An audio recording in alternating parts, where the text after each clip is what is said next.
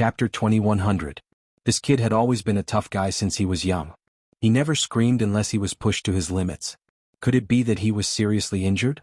The Major General thought of Xia Jinyuan's usual behavior and his expression became particularly grave. Just then there was a knock on the door. The guards had arrived with the military doctor. "Come in." The Major General, who no longer pursued Xia Jinyuan's words, immediately raised his voice. After the military doctor entered, he pointed at Xia Jinyuan and said anxiously, "Doctor, hurry up and take a look at him." V8, who helped Xia Jinyuan sit down, said softly, "Captain, your courage is as big as your reputation. You managed to make the Major General's mood fluctuate with just a few words. You're amazing. You flatter me." Xia Jinyuan's thin lips curled slightly. While the Major General was instructing the military doctor, he lowered his voice and said, "Brother, I've implicated you just now. Find an excuse to leave. Don't stay here any longer." V8's arm stiffened and his voice trembled. "Brother, is the injury on your waist serious?" "It's a little serious and it's a little inflamed."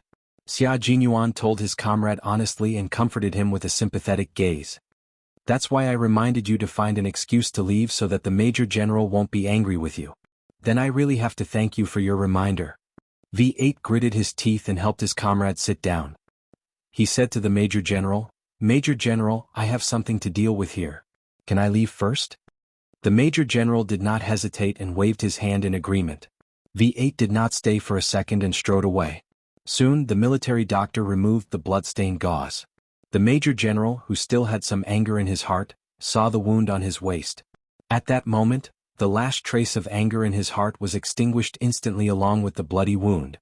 It was a very serious wound that went straight through the side of his waist and came out from the back of his waist. Although the wound had been stitched up, there were signs of inflammation around it. It was red and swollen and looked terrifying. The military doctor picked up a small medical flashlight and shone it on the wound. Wearing a mask, he examined the wound and said in a deep voice, "The wound shows signs of inflammation. We can't rule out the possibility of pus forming inside. To be conservative, we should remove the stitches again."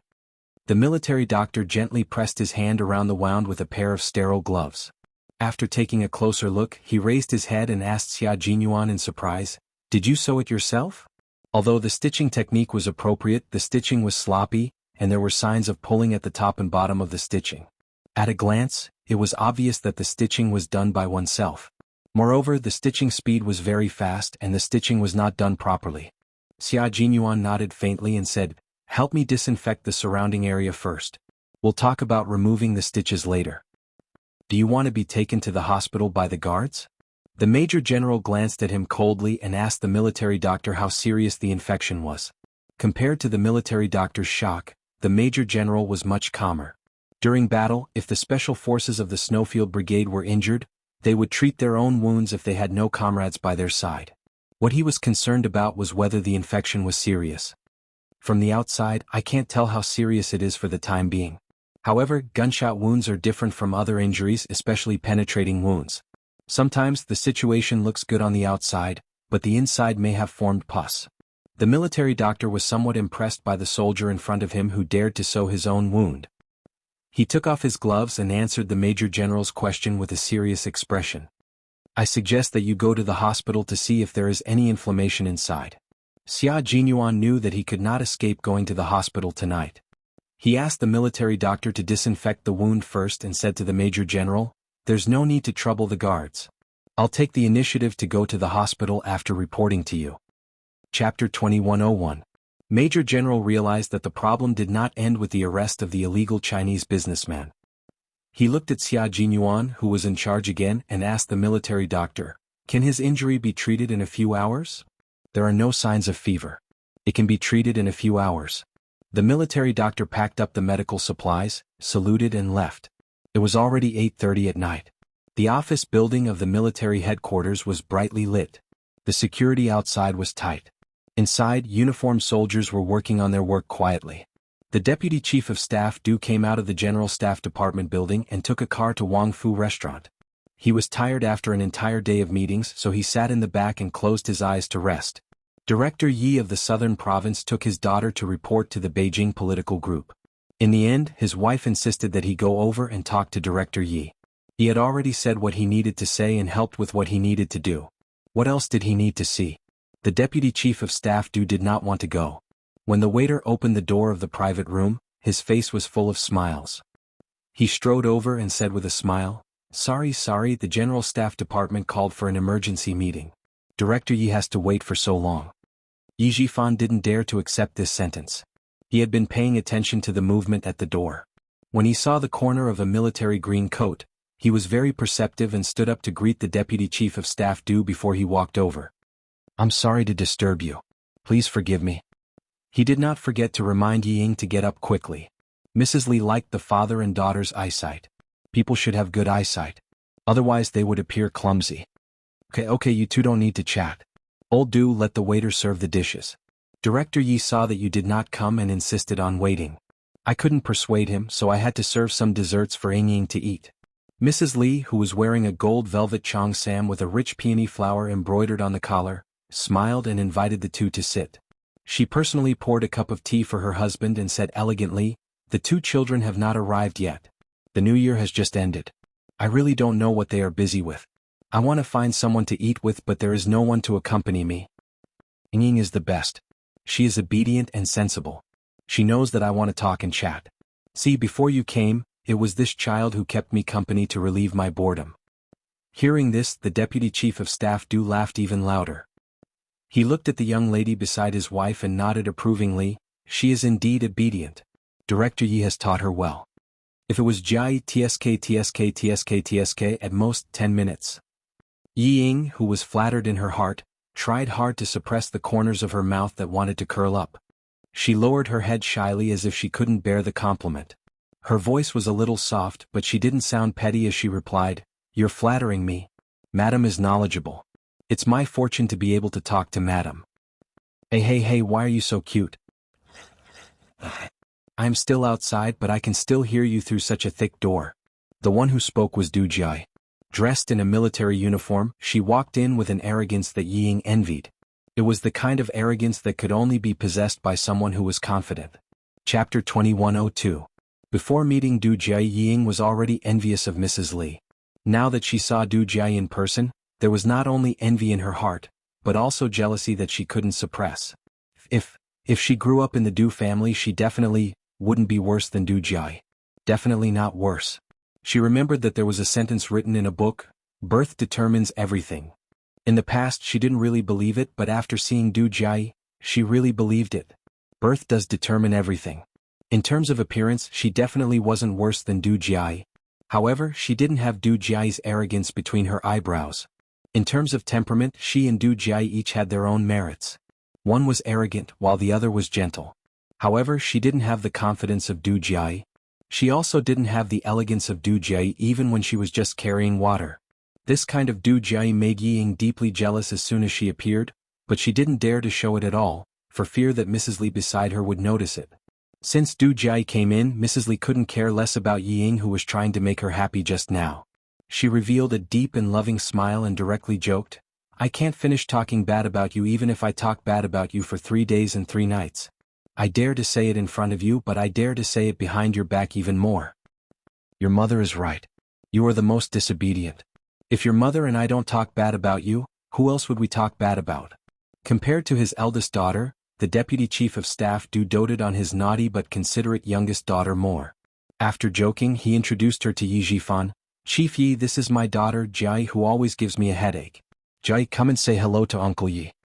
He pretended to criticize. Look at you, you don't even know how to be polite. You don't even know how to say hello when you come in. When Du Jai came in, it was her home ground. She took off her military cap and put it on the table. She smiled and said, You didn't introduce him. How would I know who he is? She stretched out her hand and took the initiative to shake Yi Jifan's hand. Hello, Uncle Yi. I'm Du Jai. The bad things my parents said just now were all lies. Please don't believe them.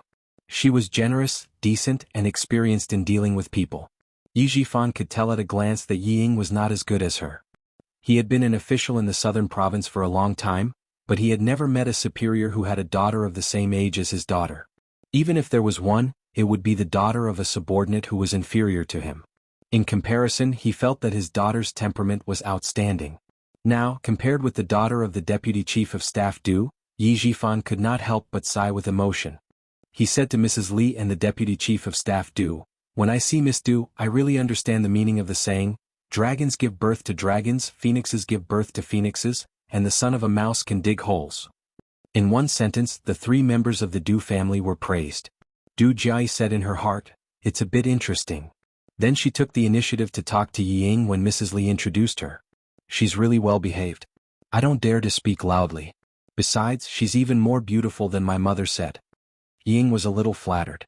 She quickly got up a little and said in an anxious tone with a little admiration, "Miss Du is more beautiful and very handsome." "You're quite honest?" "Yes, although you're very beautiful, you're indeed a little worse than me," Du Jia purposely said with a smile. The pair of eyes that looked at Ying were as bright as diamonds, shining brightly. Her eyes were obviously sizing her up. She was very presumptuous and calm. Ying was a little nervous because of her words. Now she was sizing her up, which made her even more nervous. Moreover, as a girl, her intuition told her that although Du Jia was smiling at her, there was unfriendliness in her eyes that made her tremble. She didn't like her. Chapter 2103. This discovery made Yi Ying's palms break out in layers of cold sweat. She did not even notice that the phone in her bag had been vibrating non-stop. Yi Ying's intuition is correct. Du Jia really doesn't like Yi Ying. Obedient, well-behaved, honest, and beautiful. Yet another one who wants to establish a relationship with the Du family. If it wasn't for her father saving Big Brother's life, I really wouldn't have come over to entertain this father and daughter pair who came from God knows where. Mrs. Li doesn't show up, letting her daughter look at Yi Ying wantonly. She wants to find herself an obedient daughter-in-law. If her future sister-in-law can't stand it and gives her a hard time, she won't want such a daughter-in-law. The little wife Mrs. Li chose for you this time is really good-looking. You can come up. Du Jia doesn't care about Yi Ying's feelings. She sends a letter to her brother Li Yuan, who is 1 year younger than her downstairs. Under Mrs. Li's knowing eyes, she starts to chat with Yi Ying enthusiastically. Li Yuan takes Mrs. Li's surname. After he was born, Mrs. Li made the decision directly. The Du family didn't say anything and let Mrs. Li make all the decisions. When Li Yuan comes up, the real master is here. Li Yuan, who has just turned 23, is tall and handsome. He has been studying abroad for many years and has an unruly arrogance. But Mrs. Li has taught him well. He is tall and straight, with the noble air of an aristocratic family. When Mrs. Li sees her youngest son, she talks more than before, especially the sentence, "My son has never had a girlfriend. Director Yi, how about we be in-laws? What do you think?" Li Yuan's half-joking words made Yi Ying's heart beat like a little deer. When Li Yuan smiled and said, "Miss Yi is very suitable for the image of a girlfriend in my heart," Yi Ying's cheeks were so red that Li Yuan could not help but cast sidelong glances at her. Yi Jifan knew that Madame Li would not speak without thinking.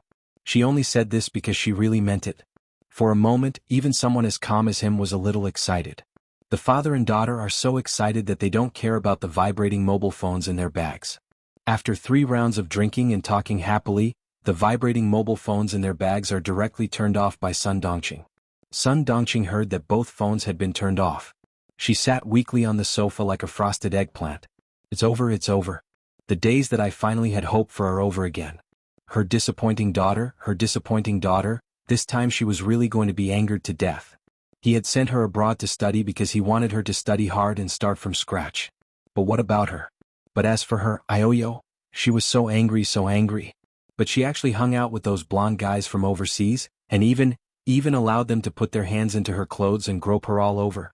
She even curled up on the sofa with the 2 men and kissed them here and there. She was infuriated. She didn't look like a student at all. She was just a slut. Sun Dongqing, who was shocked by the contents of the videotape, was really angry. Although she always defended Yi Ying, she was a woman who came from the countryside. What she hated the most was debauchery. The things that she couldn't bear to see the most, her daughter had done them all. Everything was done. God damn it. The whole family was disgraced. Sun Dongqing, who couldn't get through to her husband, burst into tears. It was too embarrassing. After such a shameful thing happened, she wanted to take a rope and strangle herself to avoid being criticized behind her back. Sun Dongqing called the phone again and again, but it was always turned off.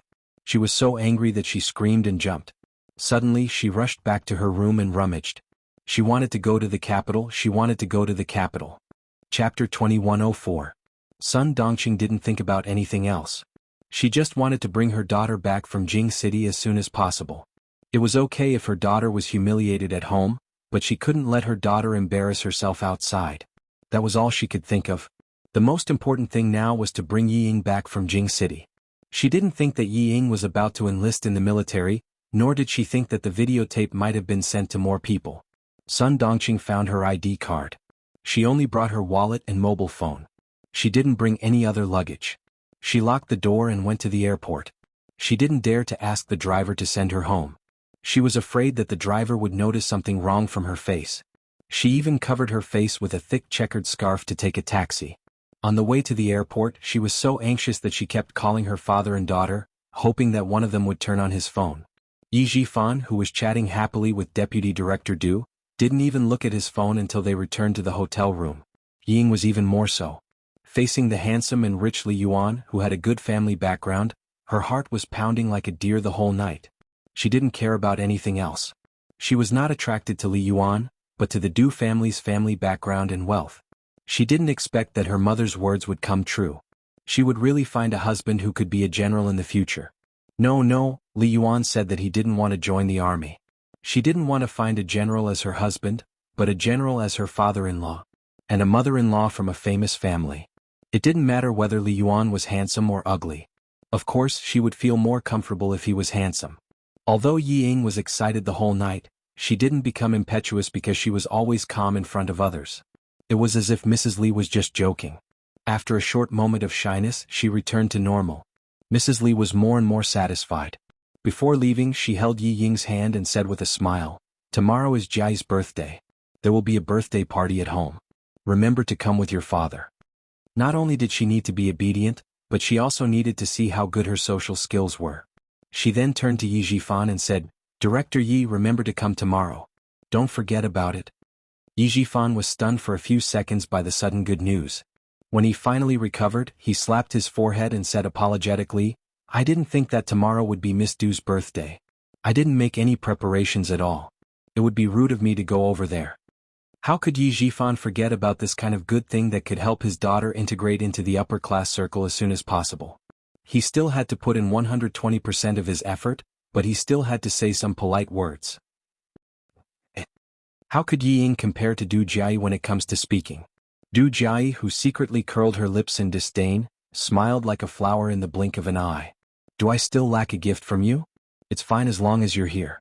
I'll introduce a few friends of your age so that you can play with them during your holidays." How could Yi Ying not notice the hidden meaning in Du Jiai's words? She was disdaining her for not having enough status to give her a present. She hadn't done anything to anger her, but she had been saying such harsh words the entire night. Yet, on the surface, it sounded like she was being magnanimous and polite. Isn't she just afraid that I'll steal Madame Li's attention? Chapter 2105. A lady from a prestigious family? Bah. She's so narrow-minded. If it weren't for her surname, I wouldn't have bothered with her. Yi Ying, whose heart was in turmoil, continued to pretend that she didn't understand Du Jiai's sarcasm. Maintaining a sweet smile, she said calmly, no need. I'm already very satisfied to be able to attend Jiai's birthday party. There's really no need to trouble Jiai to introduce more friends. I'll take my time." Mrs. Li had been paying attention to their conversation the whole time.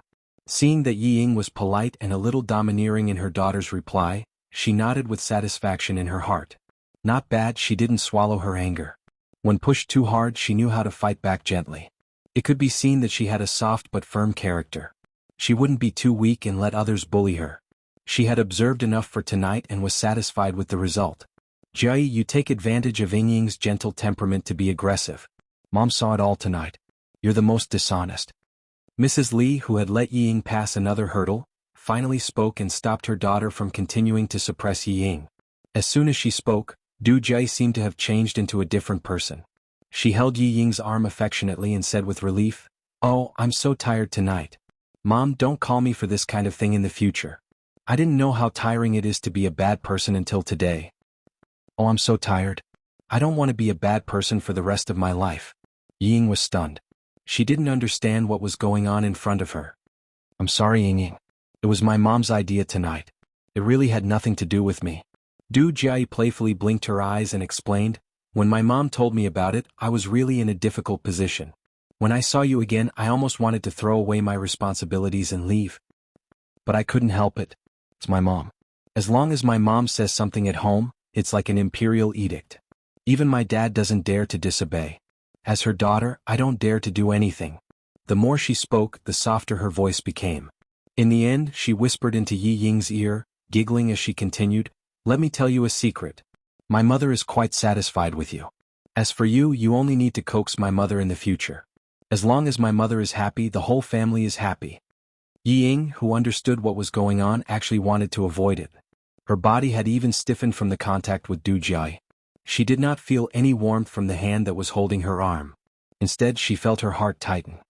"Well, I'll see you tomorrow. Go to bed early tonight and come over early tomorrow to help me receive the guests." Du Jia had always been strong-willed. Regardless of whether Yi Ying was willing to come over early or not, she made the decision directly.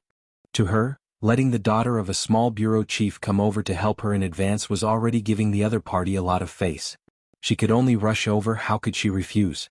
Madame Li, who was already strong, did not think that her daughter was strong. Instead, she thought that her daughter's arrangement was good.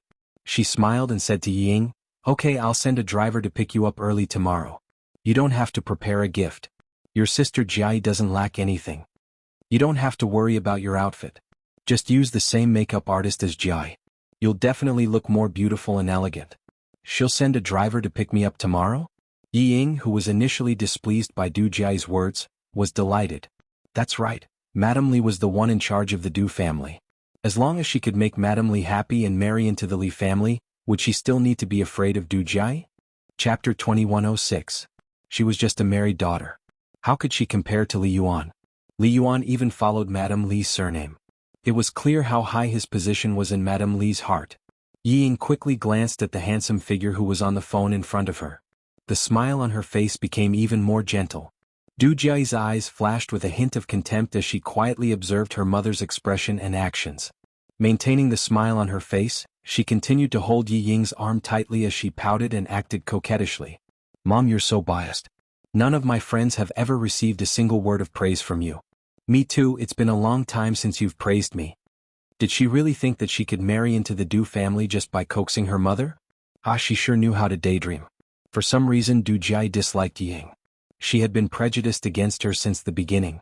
Madame Li glared at her daughter, who was beginning to misbehave again. Although she said she was glaring, her eyes were filled with affection. "If you were half as good as Ying, I would dote on you every day." Even the deputy chief of staff Du joined in. He laughed and said, "Your mom is right.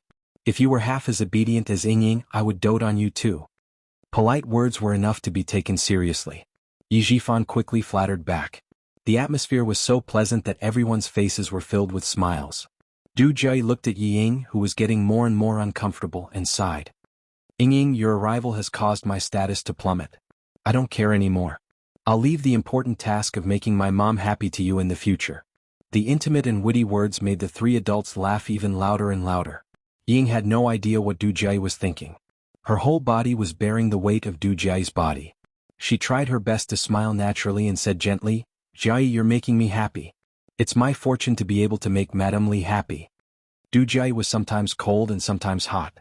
The things she said, the things she did, and the expressions she showed were all different.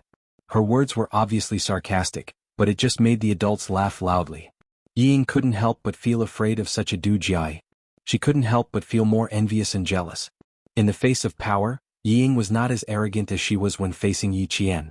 Even if Du Jia was rude to her, she was willing to endure it. After the Du family of four got into the car and left, Yi Ying gritted her teeth as she stared at the back of the car. Her fingers were tightly gripping the corner of her shirt as she silently vented her anger. Yi Jifan, who had appeared out of nowhere, looked at his daughter's fingers, which were fiddling with her clothes. His eyes were dark as he said, "This is Du Jia's confidence. She dares to do this because she has the ability to look down on you. The reason why you don't dare to talk back is because she has enough reason to look down on your identity." Ying, what does it mean to be above others? A person above others dares to say what they want to say and do what they want to do. Even if others feel uncomfortable, they can only accept it. Yi Ying, whose eyes were red, bit her lower lip tightly. She looked up at her father and reluctantly put down her pride. She gritted her teeth and said, "I know. That's why I can only endure it for now. I can only endure it until I can marry into the Li family." Madame Li was just joking. Did you take it seriously? Yi Jifan's cold voice interrupted Yi Ying's beautiful dream. What kind of family is the Du family? Are they afraid that they won't be able to find a daughter from a prestigious family to be their daughter-in-law? Yi Ying stopped dreaming. You should think more about how to make use of Madame Li's love to fight for a place in the military. See if it's possible to transfer to a military academy and become an officer with a military rank. Chapter 2107. Yi Ying's beautiful dream had just begun, and before she could get to the right place, Yi Jifan poured a bucket of cold water on her. Yi Ying almost shed tears. Although she thought it was possible, she did not dare to say it out loud. She could only think about it in her heart. Go back to your room and have a rest. Get up early tomorrow and wait for the driver sent by Mrs. Li. It's good to go to the Li family early. I think Mrs. Li will introduce you to the wife of the governor who is close to her. As long as you can rely on the Du family, Yi Ying, your marriage will not be too bad. Yi Jifan did not dare to think about his daughter marrying into the Du family. He only wanted to get Mrs. Li's help. Thinking that Mrs. Li will send a driver to take her to the Du family tomorrow, Yi Ying felt a little better. Yi Ying went back to her room and took a bubble bath. It was not until she went to bed that she found that her phone was out of battery. She plugged it in but did not turn it on. She went to bed directly. Yi Jifan was afraid that something would happen in the bureau, so he charged his phone and turned it on. As soon as he turned it on, countless text messages beeped. It was either the home phone or Sun Dongqing's phone. There were nearly 30 text messages in total. Yi Jifan, who seldom received continuous calls, calmly called home. No one answered the home phone and the phone was turned off. He did not have much patience with his wife, so he ignored it and went to sleep. At this time, Sun Dongqing was sitting in the luxury cabin flying directly to the capital. Other passengers had fallen asleep, but she was not sleepy. She was looking forward to getting off the plane as soon as possible with her eyes wide open. In the car, Mrs. Li was asking Li Yuan about his impression of Yi Ying. Li Yuan did not think much about it, nor was he interested. He just said to please Mrs. Li, she is not bad. At least she is pleasing to the eye. She is not like the women I have seen before who think they are so great. She seems to have a good personality. She doesn't look like someone who will make trouble. Mom, it is useless to ask Li Yuan. As long as a woman is beautiful, he will like her. Du Jia smiled coldly and did not hide her disdain for Yi Ying. She is not bad looking, but I don't see anything good about her personality. A dog that bites will not bark. People like her are like this. She's not causing trouble because she doesn't dare to cause trouble at my house. She doesn't have the guts. Madame Li had long seen that her daughter was against Yi Ying. Although she didn't say anything, it didn't mean that she didn't know. Hearing her daughter's words, she smiled and looked at her daughter, who had always had sharp eyes. She praised, your eyes are indeed more accurate than Li Yuan's. Yi Ying doesn't make trouble, but it doesn't mean that she is really weak. Her character is quite gentle. I admire her forbearance. She's also a sweet talker, just like her father. She doesn't give people the impression that she's trying to flatter them. I just feel that she's a little smart. Considering her age, she's quite tactful in dealing with things. She's much better than the girls your brother has dated before. The deputy chief of staff Du, who was sitting at the front, turned his head and said to his son and daughter, your mother is very satisfied with her. You two can just go along with what she says. Your opinions don't count. Dad, you've always been on Mom's side. Turn around and look straight ahead. Don't speak, don't interrupt. Du Jia leaned over and raised her hand to cover half of the deputy chief of staff Du's face. She pushed him back and said, we'll talk about our own things. Just listen to us. Okay. I won't say anything. You two continue to talk.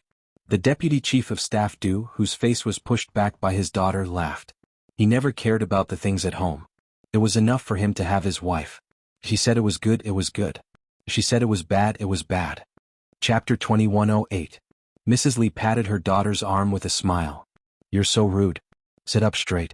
Don't affect the guards driving. I haven't finished yet.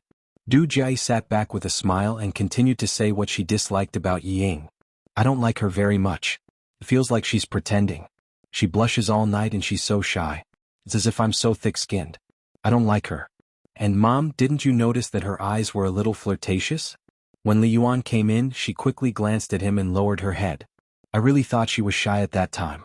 But in the end, you said you wanted her to be Li Yuan's girlfriend. Du Jia snorted softly with a mocking look on her face. She started to stare at Li Yuan from time to time. She's not looking at him shyly.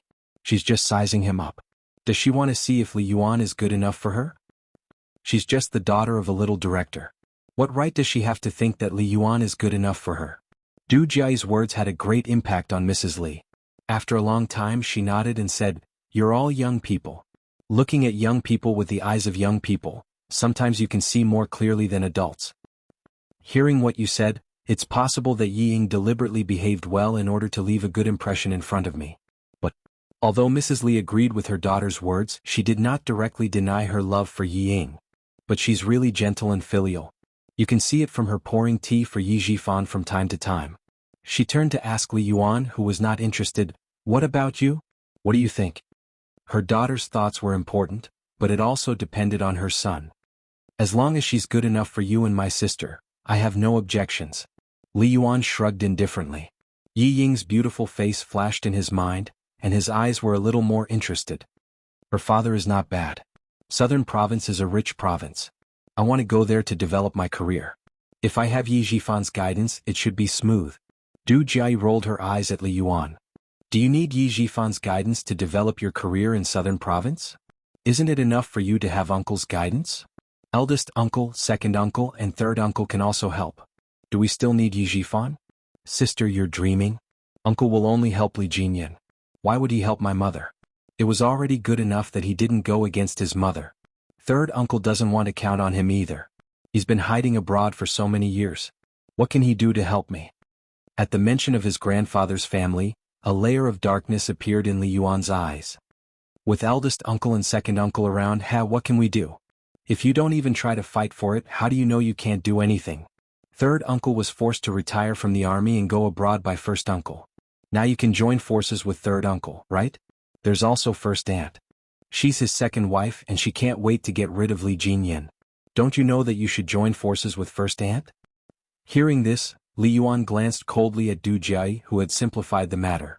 "No matter how much eldest aunt wants to get rid of Li Jinyan, she won't help me, who also wants to divide the Li family. What are you arguing about? All of you shut up." Madame Li glanced at her son and daughter angrily. The smile in her eyes was replaced by dark clouds. "Your second uncle will be here tomorrow. Don't talk about his past. Also, spend more time with your grandmother. She loves you too the most." Chapter 2109.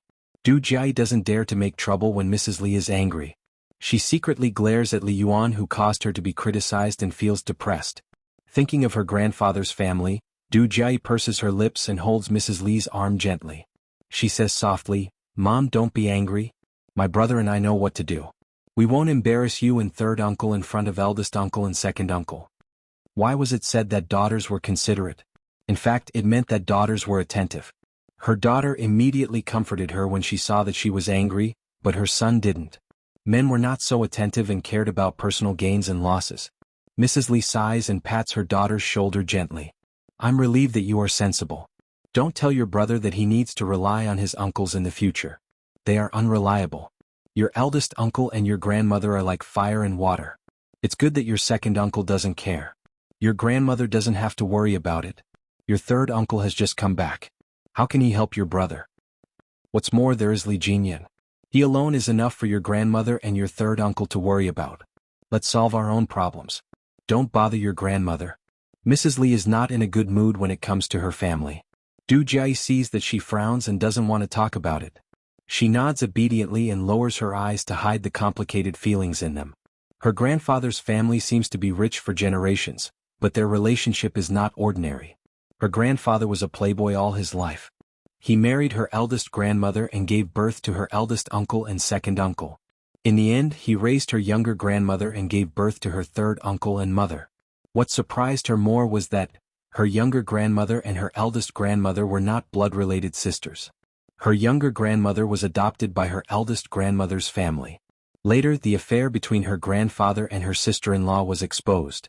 Her eldest grandmother, who was strong-willed, slapped her younger grandmother in the face and the two sisters turned against each other. It was not until her eldest grandmother passed away due to illness that her younger grandmother was able to marry into the Li family and become her grandfather's legal wife. The two elders fought for her grandfather for a lifetime and let the resentment of the older generation continue to the next generation. Du Jia thinks that her grandfather's family is obviously prominent, but the resentment of the older generation affects her generation. She can't help but sigh heavily. It is very quiet in the car, so her heavy sigh is particularly obvious. Madame Li, who was already in a bad mood, felt a little amused when she heard this. Why are you sighing all of a sudden? Is there anything in the family that you need to worry about? Mom, I am thinking about my grandmother. Adjusting her sitting posture, Du Jiayi asked softly, Mom, tell me what happened to grandfather's family back then. Why did eldest aunt pass away in an accident, and why was third uncle forced to retire from the army and leave for a foreign country? Tell me, I really want to know. Li's mother's mother. Li's aunt's mother's. Hearing this, Madame Li's face turned cold again and she said in a low voice, Don't ask about things you shouldn't know. Why? Deputy Chief of Staff Du interrupted Du Jiayi and said with a smile, Jiayi, that's all in the past. Why are you, a young person, bringing up the past? He is still as secretive as before. His face changes as soon as he mentions it. Du Jiayi reluctantly says, Oh. She thought about it and said, Didn't Li Jinyan say that he is back? Mom, do you think he will come to our house tomorrow? Chapter 21:10. That depends on your first aunt's mood and his own mood. Madame Li's attitude was quite cold when it came to Li Jinyan. It's better if neither of them comes.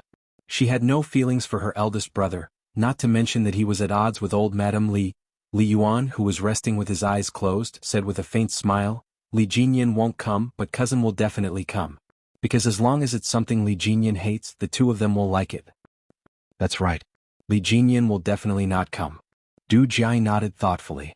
His eldest uncle's family wasn't complicated. The main reason was that his eldest aunt didn't like Li Jinyan, who was born from his first wife. She wholeheartedly wanted to fight for the family inheritance for her son and daughter. It was not that Li Jinyan was not sensible, but that first aunt could not tolerate the son left by the first wife. From time to time he would make some trouble. As a result, the relationship between Li Jinyan and first uncle was quite bad. Fortunately, Li Jinyan joined the army and was stationed at the seaside all year round. He could not return home even once a year, so first uncle's family was quite peaceful so far. As if thinking of something, Madame Li's eyes suddenly became serious. She said in a low voice, Li Yuan, since Li Jinyan is back, you should visit your grandfather's house more these days. Your grandfather still cares about his eldest grandson, Li Jinyan. Don't let him take all the benefits. Li Yuan twitched the corner of his mouth and refused. No, it's boring. Let my sister go. She likes the treasures in grandfather's hands. If you don't go, I will go. It just so happens that I have 4 days off. I can go and accompany grandfather and little grandma. Du Jiayi agreed immediately. She also thought about the treasures in grandfather's hands. Those were all antiques. It was said that many of them were the palace treasures that great-grandfather swept when he was a warlord. Little grandma, who wanted to take out the treasures in grandfather's hands, would definitely be happy for her to go. Madame Li nodded, That's fine. Don't provoke Li Jinyan in the future. Although your grandfather also wants to leave good things for me and your third uncle, Li Jinyan is the eldest grandson of the Li family after all. Although your grandfather dotes on you, he will never do more than his eldest grandson. The family whispered from time to time in the car and only stopped when they reached home. Li Jinyan, who had just returned home, was now sitting on an aged sofa made of yellow pear wood. He had a cold expression on his face as he chatted with the two elders. Although he said that he was accompanying Zhang Xian, he was actually just sitting by the side and listening quietly. Tomorrow is that last Jiayi's birthday. Old master, now that third brother's child is back, why don't you let Jinyan bring his brothers over tomorrow? Let third brother's child recognize everyone. Otherwise, when he goes out in the future, he won't be able to recognize everyone. That would be too disrespectful. The one who spoke was Old Manly. She was 15 years younger than Old Manly. She took good care of herself, so her hair was still dark. She wore an old-fashioned modified cheongsam, which made her look particularly elegant and dignified. She spoke unhurriedly with a soft accent. Just by listening to her, one could tell that she had a good voice when she was young. Li Jinyan, who had been silent all this time, raised his eyes when his name was mentioned. He said indifferently, My leave is limited. I still have a meeting tomorrow. Sorry, I don't have time. Is that so? I didn't think it through. Old Madame Li said with some disappointment. She looked at Old Master Li and deliberated for a moment before saying, Then I'll bring her over. There's no need to trouble Jinyan. As for the gift, Old Master, why don't you give Jiayi the painting that second brother drew? This lass has liked it for a long time, and I've never been willing to give it to her. Chapter 21:11. Among the descendants left behind by her elder sister, only her second son made her slightly satisfied. He didn't care about anything and didn't care about his family. He carried a picture clip and walked the world, becoming a famous painter both domestically and abroad. She had several of his paintings in her hands, and any one of them was worth hundreds of thousands. Li Jinyan had no interest in these things. Seeing that it was getting late, he got up and said to the white-haired and white-bearded old man Li who was sitting on the sofa, "I won't disturb you anymore. Rest early." He nodded slightly at old lady Li, put on his military cap and left. Old lady Li, who was watching his back, secretly clenched her fists. She didn't even want her old face anymore. She just hoped that he would say something and let the old man open his mouth and give the painting to her granddaughter. In the end he was the same as his father. He just didn't let her have her way. It would be good if everyone in the first branch died outside so that one or two of them wouldn't come to anger her. I have no objections if you want to leave the good things for third son. Third son's surname is Li. No matter who he leaves it for, it will be a descendant of the Li family. Old man Li's old but strong voice suddenly sounded. Old lady Li was so shocked that she quickly loosened her fists and quickly adjusted her expression, making every wrinkle on her face appear benevolent. Forget about Jai. Her surname is Du, and she's not a descendant of the Li family. I will keep the things I give her, but they won't be good things. I won't leave them for her, but I won't treat her unfairly either. Inside the house, the gloomy old master Li raised his voice as if he wanted someone to hear him. Jinyan is the eldest grandson of the Li family, and he's also the most promising one. Naturally, I have to leave the things in my hands to him. And the things I give you, you naturally have to leave them for third son's family. It's just a small birthday. What are you trying to do? Do you need the eldest grandson of the Li family to congratulate you? Did they come to Jinyan's birthday? As his grandmother, have you ever thought of giving him something good? The more she spoke, the more respectful old lady Li's expression became. It seemed that her relationship with old man Li wasn't like husband and wife, but more like master and servant. Old Madame Li, who had lived cautiously all her life, did not dare to show any disrespect to this husband who could control her life and death back then. Hearing this, he smiled and nodded. You're right. The Li family's things naturally have to be left to the Li family's descendants. As long as old Master Lin still had third brother in his heart, she would naturally compensate Jai. The lights in the rooms of the mansion went out one by one.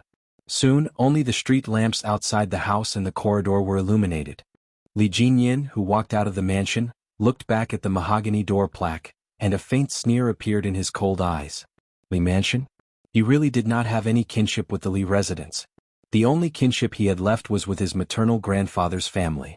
As for the things left for him, Li Jinyan raised his head and rubbed the left side of his face. His eyebrows were cold. Would a person who had once yelled at him to get out of the Li family suddenly treat his so-called eldest grandson well? He wouldn't wake up early if there were no benefits, and he deliberately said those words loudly. He was probably plotting something again. Li Jinyan walked out of the Li residence with a cold look in his eyes. When he was outside, he took out his phone and dialed a number that had been turned off for the past 2 days. Surprisingly, it actually went through this time. Xia Jinyuan was also very surprised. He deliberately looked at the caller ID before saying, "Demon King? Yes, in the capital? In the military?" He sat in the car he drove and did not start the engine. He asked Xia Jinyuan calmly, "Come out for a visit in the capital. Forget about the military." Xia Jinyuan, who was still in the military, smiled and said, "I'm in the capital, but I can't come out for a visit yet. I'm still detained in the military and will only be released in about 2 hours. But if you don't mind waiting, you can wait for me at the military hospital. I still have to go there after I'm done with my work." Chapter 21:12. Li Jinyan was not in the mood to chat with his friends, so he said, "I'll wait for you outside the military headquarters." Then he hung up the phone and drove straight to the military headquarters. V8, who was waiting in the car, was so shocked that his eyes nearly popped out of their sockets when he saw Li Jinyan. When Xia Jinyuan came out of the car, he saw the two idiots chatting in the cold wind. It was midnight, yet they would rather stand outside in the cold wind than get into the car to warm up. Were they doing cold resistance training? Naturally, trained Special Forces soldiers could chat in the cold wind, but Sun Dongqing could not. She was so cold when she got off the plane that her whole body was almost frozen.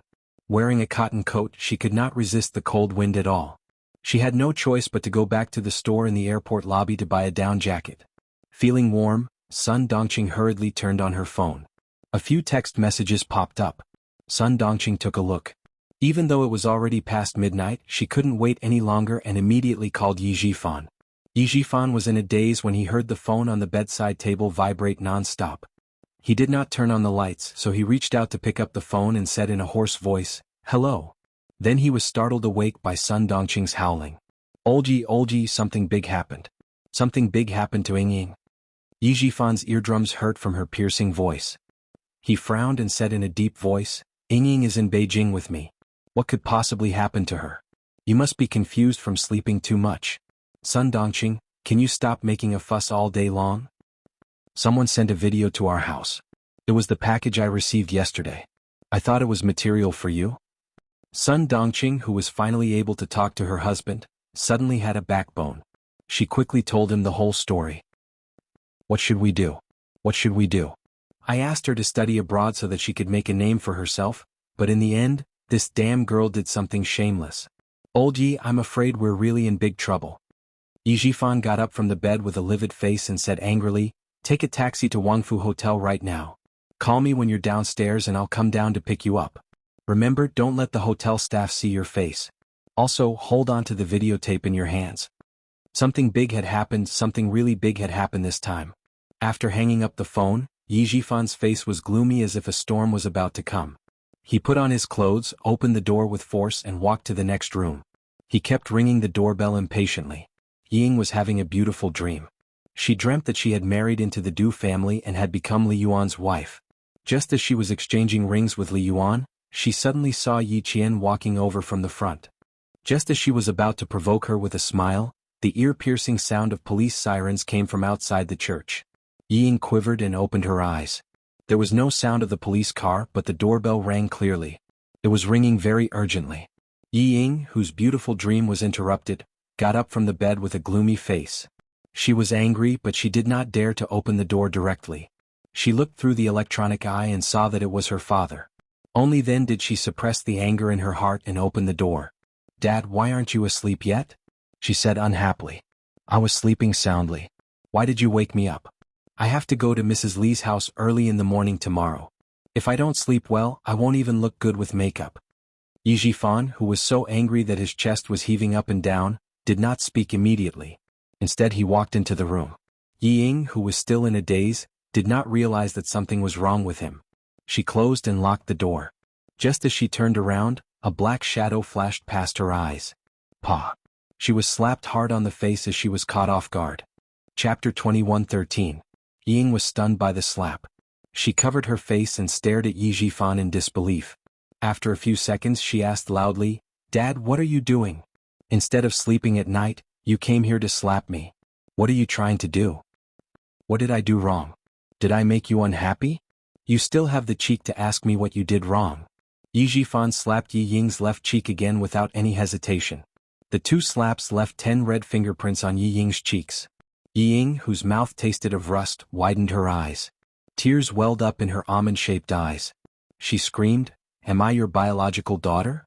Am I your biological daughter? You came here and slapped me twice without any reason.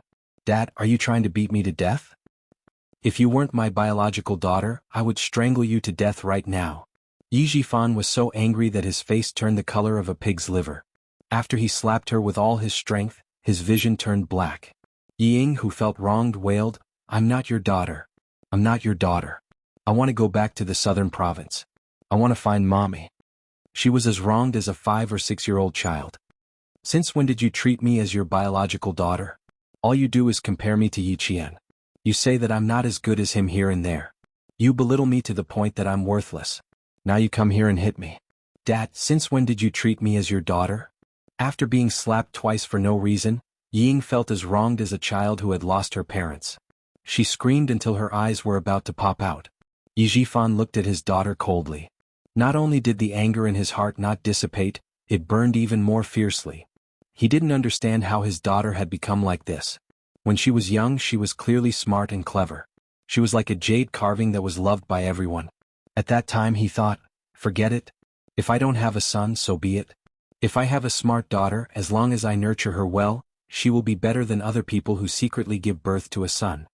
He really thought so back then. But now, he regretted it. He regretted it. She regretted not giving birth to a son and bringing him home. She regretted raising such a shameless thing. She still had the cheek to coax him and call him that. She was shameless. Yi Jifan turned on the lights in the room. As soon as the bright and luxurious crystal chandelier lit up the room, Yi Ying, who was screaming, saw clearly how ugly Yi Jifan's expression was. However, she didn't understand what she had done wrong during the day. She couldn't accept being slapped twice in the middle of the night. Tomorrow, she still had to go to the Du family to accompany Madame Li on stage. Tomorrow, she still had to get to know the young masters and young misses of the more powerful families. How could she, who had been slapped twice in the face anyone? You keep saying that I'm your daughter, but do you treat me as your daughter? You clearly know how important tomorrow is to me, but you came up and gave me 2 slaps. How can I face anyone tomorrow? Can you meet anyone? Is that bitch Yi Qian your real daughter? All day long you only say that she's better than me. When have you ever said that I'm better than her? No, never. The more she blamed him, the angrier Yi Jifan became. He pointed at Yi Ying, who still dared to challenge him, and shouted fiercely, tell me everything you did in France. What? France? France? Chapter 21:14. Before she could say anything, Yi Ying was shocked when she heard the word France. Her screams stopped abruptly, and her almond-shaped eyes, which had been full of grievances, were suddenly filled with panic.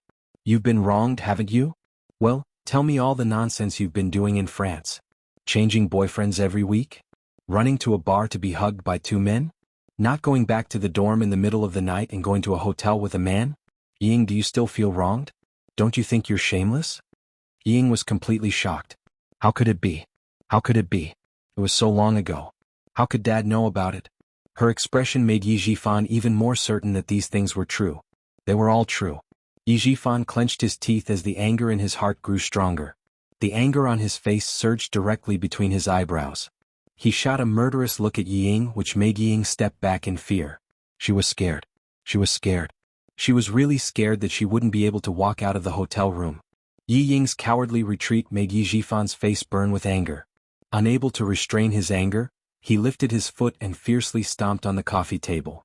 Still not satisfied, he picked up the cups and plates on the coffee table and threw them all at Yi Ying. The first coffee cup hit Yi Ying's shoulder, and the frightened Yi Ying came back to her senses. Then she saw several cups and plates being thrown at her. Yi Ying was so scared that she immediately covered her head and screamed, "Ah, ah." Who told that? Who hurt her behind her back? No, she definitely couldn't admit what she did. That's right, she couldn't admit it. What happened in France was in the past. She even called her ex-boyfriends and told them to be gentlemanly and not to talk about it. They all agreed. As long as they didn't say anything, no one would know. Even if Dad went to investigate, he wouldn't be able to find any evidence. She still didn't know that the biggest evidence was in Sun Dongqing's hands. Now she was on her way to the hotel. Facing the thunderous anger of Yi Jifan, Yi Ying, who was trembling in fear, shrank into the corner of the cabinet. Her long hair was scattered, her cheeks were red and swollen, and her tears were flowing. She looked really pitiful. This was the first time she had seen Yi Jifan so angry. She was very scared. She clutched her shoulder that was hurt to the bone. Her heart and mind were racing. She had to think of a way. She had to think of a way. Dad, I didn't. Who did you hear it from? I'm going there to study. How can I join a bar? How can I have a boyfriend? I didn't. Someone framed me, that's right, someone must have framed me. It must be Yi Qian, that bitch. She knew that I was going to join the army, so she set me up. Dad, how could you listen to her? She clearly doesn't want me to be a soldier. You can't listen to her, you can't. Instead of thinking about how to make up for his mistakes, he only wanted to shirk his responsibilities. He was too disappointed. Even if she set you up, it's because she had something on you first. You didn't do those shameless things, so who would set you up? What could they use to set you up? You said Yi Qian set you up because she didn't want you to be a soldier? But she didn't even know you were in the army. Yi Jifan hadn't seen the videotape yet. After his anger, he felt exhausted. Ying, you disappoint me. I'm completely disappointed in you. Yi Ying, who was about to faint from crying, tried her best to shrink her shoulders and cover her face with her hands to prevent further injury. Her voice was hoarse from crying. She knows, Dad, she knows. Chapter 21:15. She had to make her father believe that Yi Qian framed her. Only by making him believe that she would not be beaten again. She burst into tears and pushed all the blame onto Yi Qian. She knew, and that's why she framed me. There's no one else other than her. Dad, I really didn't do anything to embarrass you and Mom. I really didn't. Dad, you have to believe me. You have to believe me. It's really Yi Qian who framed me. She framed me. She had to make her father believe her. Otherwise, she would not have an easy time tonight. Yi Ying's eyes flashed as she covered her face with her hands. She would never admit to the ridiculous things she did in France. She had to make her father believe that it was Yi Qian who framed her. She had never done anything to embarrass her parents. Suddenly Yi Ying was glad that she told Yi Qian during her physical examination that time and let her know that she had enlisted. Otherwise she would not have been able to push all the blame onto her today. Moreover, other than Yi Qian she could not think of anyone else who would frame her. Yi Qian. Yi Qian. How dare you frame me? Fine. Fine. Fine. If I don't have an easy time, you won't have an easy time either. Yi Ying, who hated Yi Qian to the core, only wanted to push Yi Qian out when something happened. Just like when she was young, she only needed to push Yi Qian out whenever she did something wrong. The one who was beaten and scolded was always Yi Qian. It had never had anything to do with her. This time, there was no exception. Yi Ying, who was screaming her grievances, was afraid that Yi Jifan would do something irrational to her in his rage. She tried her best to reduce her presence. She hugged her shoulders and curled into a ball in a corner. She did look very pitiful. She didn't dare to speak to Yi Jifan directly. She only glanced at him from time to time. Every time she glanced at him, she would be frightened by Yi Jifan's ferocious expression. The more scared she was, the more her body trembled. The more she trembled, the more she wanted to use pity and grievance to make Yi Jifan feel sorry for her. She didn't dare to say that she wasn't Yi Jifan's daughter anymore. She only hoped that she could get some pity from him so that she could escape this calamity. How could Yi Jifan, who was so angry that his vision was turning black, feel sorry for him? He really wanted to strangle this disobedient bastard to death with his own hands. How did Yi Qian know that you joined the army? How did she know? How would you know? He slowly sat down on the sofa after standing there for a long time. He stared at the stubborn Yi Ying and asked, how did she find out? How did Yi Qian know? Yi Jifan already had an answer in his heart. Other than the mother and daughter pair, who else would sue Yi Qian? Who else knew that Yi Ying was about to join the army? To be safe, he didn't even mention it to his colleagues at the bureau. Yi Ying sobbed, tears and snot flowing down her face. I told Mom. Last time during the physical examination Mom and I bumped into Yi Qian. We couldn't help but tell him. He had repeatedly warned her not to tell anyone before she actually joined the army. In the end, the mother and daughter pair told Yi Qian. At this moment, Yi Jifan seemed to have aged a lot. But even if Yi Qian knew about it, she didn't have the ability to get her hands on the videotape unless she had someone backing her up. But would there really be someone like that willing to help Yi Qian? She sent the videotape directly to his home. Did she send it to other places? Did she send it to other people? Or did she send it to his colleagues? What about the provincial government? Chapter 21:16. No, he couldn't just suspect Yi Qian. The most suspicious people should be his political opponents who were trying to sabotage him. Only they had the ability to get their hands on the videotape. However, they weren't trying to sabotage him. They were openly telling him that they had the videotape of his daughter's scandalous deeds. If Yi Ying was innocent and upright, why would they try to sabotage her? A fly wouldn't stare at a flawless egg. He had left evidence that could be used against him. Who could he blame? So, you suspect Yi Qian of sabotaging you? Are you trying to tell me that you didn't do anything that would embarrass the adults in France? Yi Jifan's gaze was cold as he asked in a low voice, do you dare say that you didn't do anything that would make you a laughingstock and embarrass you? Raise your head. Look at me and answer. Do you dare say that you were sabotaged? Do you dare to say it? Yi Ying's fingers were trembling violently. She didn't dare to raise her head or say it. However, she had to raise her head and say it. She removed her hands from her face and dug her fingers into her palms. I didn't. It was Yi Qian who sabotaged me. Other than him, who else would go to such great lengths to sabotage me? Fine. She was still stubborn even at this point. The look in her eyes said it all, but she still pushed all the blame to Yi Jian. Yi Jifan, whose blood was boiling, nodded coldly. Okay, I hope you can continue to be stubborn later. He was too disappointed. He was really too disappointed. She dared to do it but didn't dare to admit it. She didn't know how to solve the problem. She was so stupid that she only knew how to frame others. Fine. She didn't have any skills. Other than talking, she didn't do anything else. She was useless. She was just like her mother. Yi Jifan's chest was heaving up and down. He panted heavily and didn't say anything else. Yi Ying, who was trembling in fear and crying, didn't dare to get up. She huddled in a corner and hoped that time would pass quickly. When Sun Dongqing arrived at the hotel, it was almost 4 o'clock in the morning.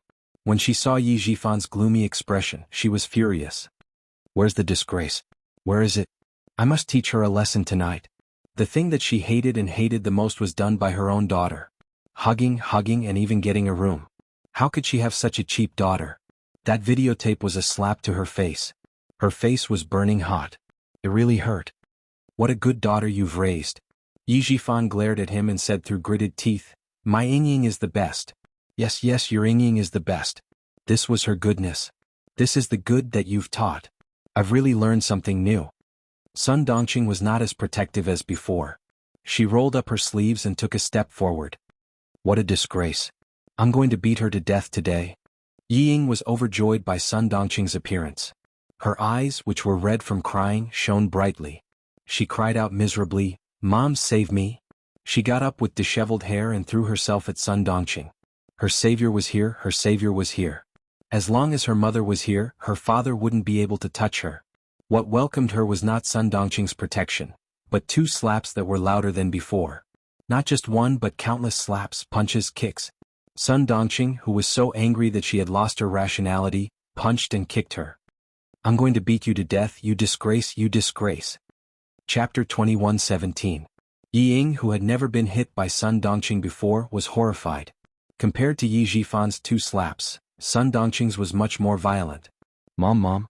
I didn't, it hurts, Mom, stop hitting me, I really didn't. Yi Ying, who was beaten to the ground, bent her body and desperately protected her face and head. She was overwhelmed with horror. How could this be? How could this be? Why didn't her mother help her?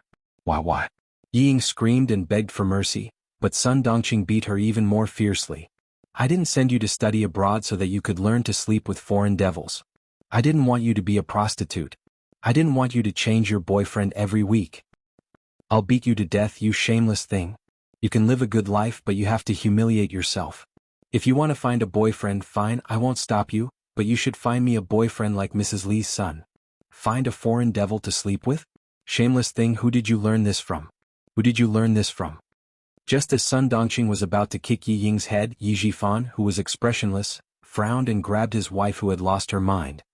That's enough. If she continued, she might really beat Yi Ying to death. Sun Dongqing was a barbarian and a shrew. When she lost her mind, she was even more ruthless than Yi Jifan. In this way, Yi Jifan's attitude was much gentler. There was a video recorder in the hotel. Yi Jifan put in the tape. After a while, Yi Ying, who was wearing heavy makeup, appeared in the video. She was intimately dancing with a blonde man on the dance floor of the KTV. After seeing this scene, Yi Jifan, who was so angry that the veins on his temples bulged, closed his eyes. It wasn't a trap, it wasn't a trap. This was to tell him that his daughter, Yi Jifan, was a slut abroad. Yi Ying, who was bruised all over, was completely dumbfounded. How could it be? How could it be? How could these things be recorded into a tape? Who was it? Who was it that messed with her? The image flashed, and it showed her hugging and kissing the golden-haired man dancing on the sofa. The man's hand lifted her shirt and reached for her chest. The image was very clear, as if someone was filming it right in front of her. No, it's not like that. Don't look. All of a sudden, Yi Ying rushed up like a madwoman. She was so flustered that she was out of her wits. She tried to take out the tape from the VCR and destroy it. The more anxious she was, the more confused she became. The more confused she was, the more she couldn't take out the tape. She screamed in panic, picked up the VCR and threw it against the wall. No, she didn't do those things, she didn't. The noise was so loud that it woke up the guest in the other room. Soon, the hotel staff and the lobby manager arrived. Because of this guest, Yi Ying did not continue to be beaten up by Sun Dongqing. After explaining and sending the lobby manager away, Yi Jifan sat on the sofa and said coldly, You don't have to go to Miss Du's birthday party tomorrow. You don't have to join the army. I'm going to book the tickets now. You go back to Shuka village tonight. No, I don't want to. I don't agree. Yi Ying screamed, Mrs. Li likes me so much that she wants me to be her daughter-in-law. I must go tomorrow. She crawled to Sun Dongqing on her knees and hugged her feet. She cried until she was out of breath and begged, Mom, please persuade Dad. I must go to Mrs. Li's house tomorrow. Chapter 21:18. Scared Ying was scared. Even Sun Dongqing, who loved her the most, had hit her. Ying was scared. She didn't know why she was so sure that she had done something shameful in France. It was as if she had seen her ridiculous life when she was studying abroad. She couldn't accept her fate. She wouldn't accept her fate so easily. She had to convince her mother to stand by her side. She had to convince her. Ying was also a character. She could always find all kinds of excuses to make herself feel at ease and comfort herself when she was in a desperate situation. She could also shamelessly think that she had done nothing wrong and that it was all the people who wanted to hurt her who were wrong. The videotape, it didn't matter. Who hadn't been young and frivolous? Who hadn't lost themselves? Li Yuan, just like Li Yuan. He was also studying abroad. She didn't believe that he hadn't had a few girlfriends. Hugging Sun Dongqing's legs, Ying felt like she was hugging a piece of driftwood that wouldn't let her drown. With a red and swollen face, she kept saying, "Didn't you say that if I wanted to find a boyfriend, I should find a boyfriend like Mrs. Li's son? I have a chance. I really have a chance. Mom, Mrs. Li really said during dinner that she wanted me to be her son's girlfriend. It's true. I didn't lie to you. I didn't lie to you. I want to go. I must go. If I don't go, I won't have a chance. Mom, I'm begging you. Please help me. I'm your daughter. You love me the most. Please help me. Please help me." She begged bitterly. She couldn't go back. It was really over if she went back. Dad would definitely not care about her anymore. He would definitely have another child and raise another child well. She could only stay in the mountains for the rest of her life and become a joke. I admit that I didn't behave well in France, but it was all the same. I had no choice. I really wanted to study when I went there, but everyone was playing together. If I didn't join in, they isolated me and said that I was pretending to be noble. They even blocked me. Mom, I was scared. You and Dad threw me abroad and thought that I would have a good life. Wrong, it was all wrong. I was scared. I was really scared. But what could I do? When I didn't stay with them, they ganged up on me. Mom, you don't know how scared I was for the past week. They locked me in the toilet, locked me out of the dormitory, changed my shampoo to detergent, and threw my clothes into the toilet. What can I do? I don't want to be bullied. I can only be like them. I was forced. She put the bullying incident on herself and made herself the target of bullying. The more Ying spoke, the more she believed that she was forced to do so. Sun Dongqing had never heard of this before. When she heard Ying's words, she was furious. She turned around and focused on the them that Ying mentioned. Why didn't you tell us? My daughter, they are forcing you to your death. Looking at her daughter whom she had doted on for 20 years, Sun Dongqing, who had beaten and scolded her, felt her heart soften. She thought that her daughter had abandoned herself, but in the end she was forced to do so. Being forced and abandoning oneself were two completely different things. That was because she did not protect her daughter well. No matter how shameful her daughter was, it was her parents' fault. Old Yu. Sun Dongqing, whose attitude had softened, was about to speak when she was coldly interrupted by Yi Jifan. Forced you? Ying, you can lie to your mother, but do you think you can lie to me? Chapter 21:19. As soon as Yi Jifan opened his mouth, Ying panicked. I found you a prestigious French university, not some random university. Force you? Ying, you can lie to your mother and yourself. No one can force you. You're the one who degenerated. Every word made Ying feel like she was falling into an abyss. Her heart sank to the bottom. Sun Dongqing, who was holding Yi Ying's shoulders tightly, knew that her husband would not lie to her about this. Then, her daughter was lying to her just now. Mom. Ying did not dare to say that her shoulders were hurting. She knew that only by crying out in pain could Sun Dongqing's heart soften. She was thinking quickly about how to get away. Yi Jifan, who had decided to give up on Ying, pressed on. Sun Dongqing, do you think the other party only has one videotape? Can you guarantee that they didn't send more videotapes to my station? My colleague? Do you really think it's just a videotape? Sun Dongqing, can you grow a brain? Now, someone doesn't want your daughter to enter the army. Do you understand? He pointed at the videotape that was broken by Yi Ying and growled darkly, can you guarantee that the other party won't send the videotape to the army after Ying enters the army? She did not know. She only knew that her daughter had done something shameful. She had to teach her a lesson so that she would not do something shameful again in the future. As for other things, she did not think about it. After being reminded, Sun Dongqing panicked and stammered, No, is there really no other way? We can only go back to the village? What do you think? Yi Jifan, who had a headache that was about to explode, quickly rubbed his temples. Ideas came one after another.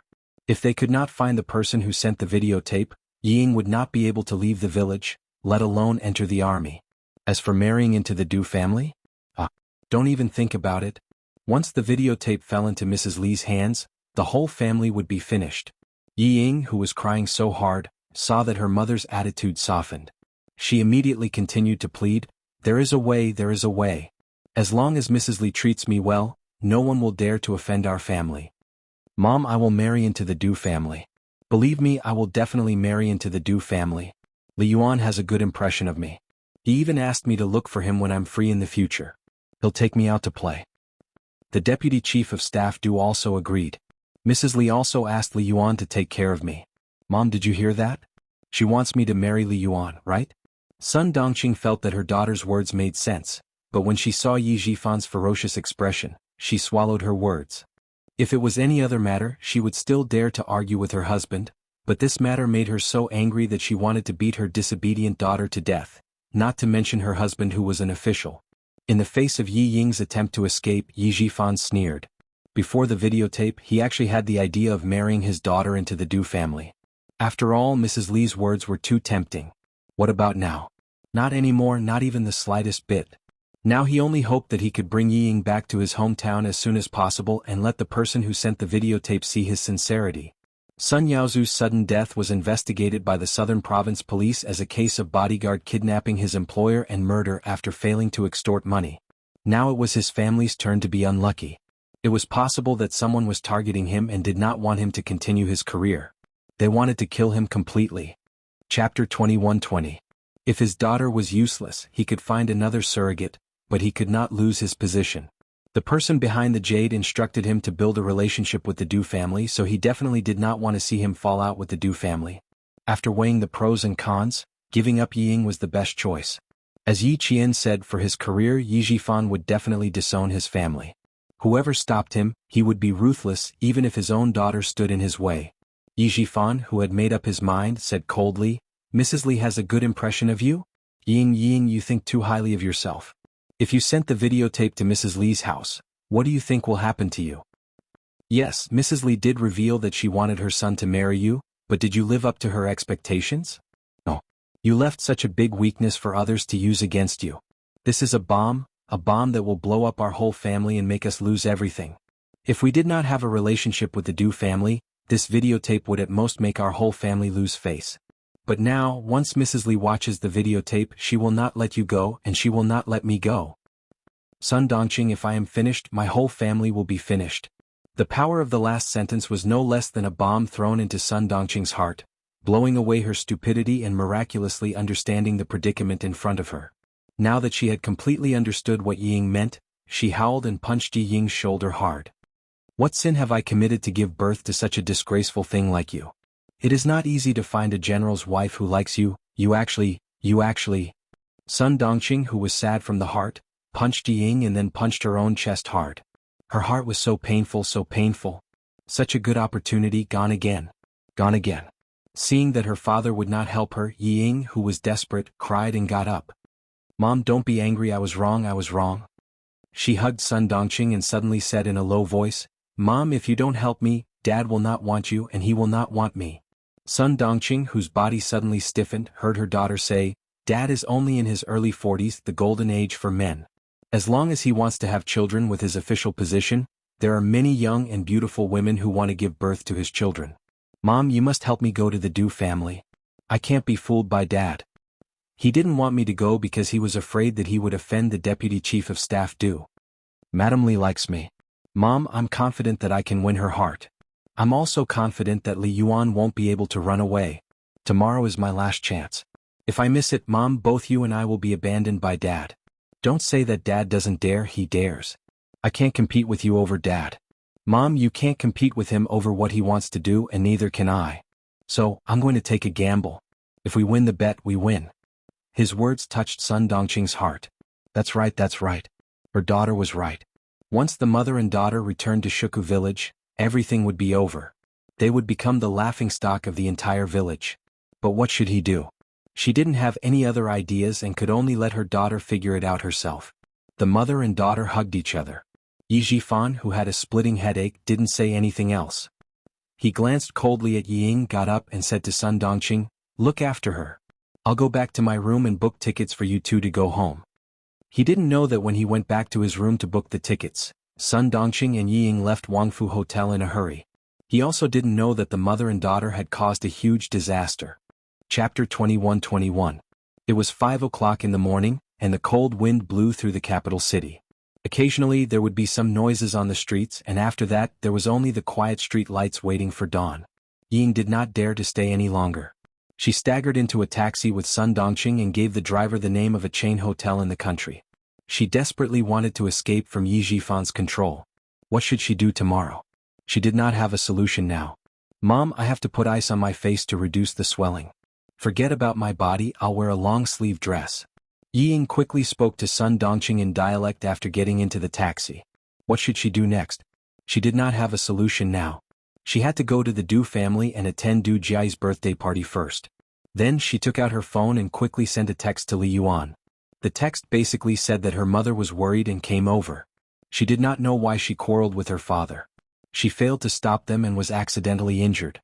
In short, she tried her best to explain the injuries on her body and face. Sun Dongqing glanced at the text and saw that she was a little embarrassed. Her expression made Ying narrow her eyes. Deep resentment flashed through her swollen eyes. Not only did she hate Yi Jifan, but she also hated Sun Dongqing. Sun Dongqing, who was wrapping ice in a towel, did not notice and said, "How could I not know that Mrs. Li really wanted you to be her daughter-in-law?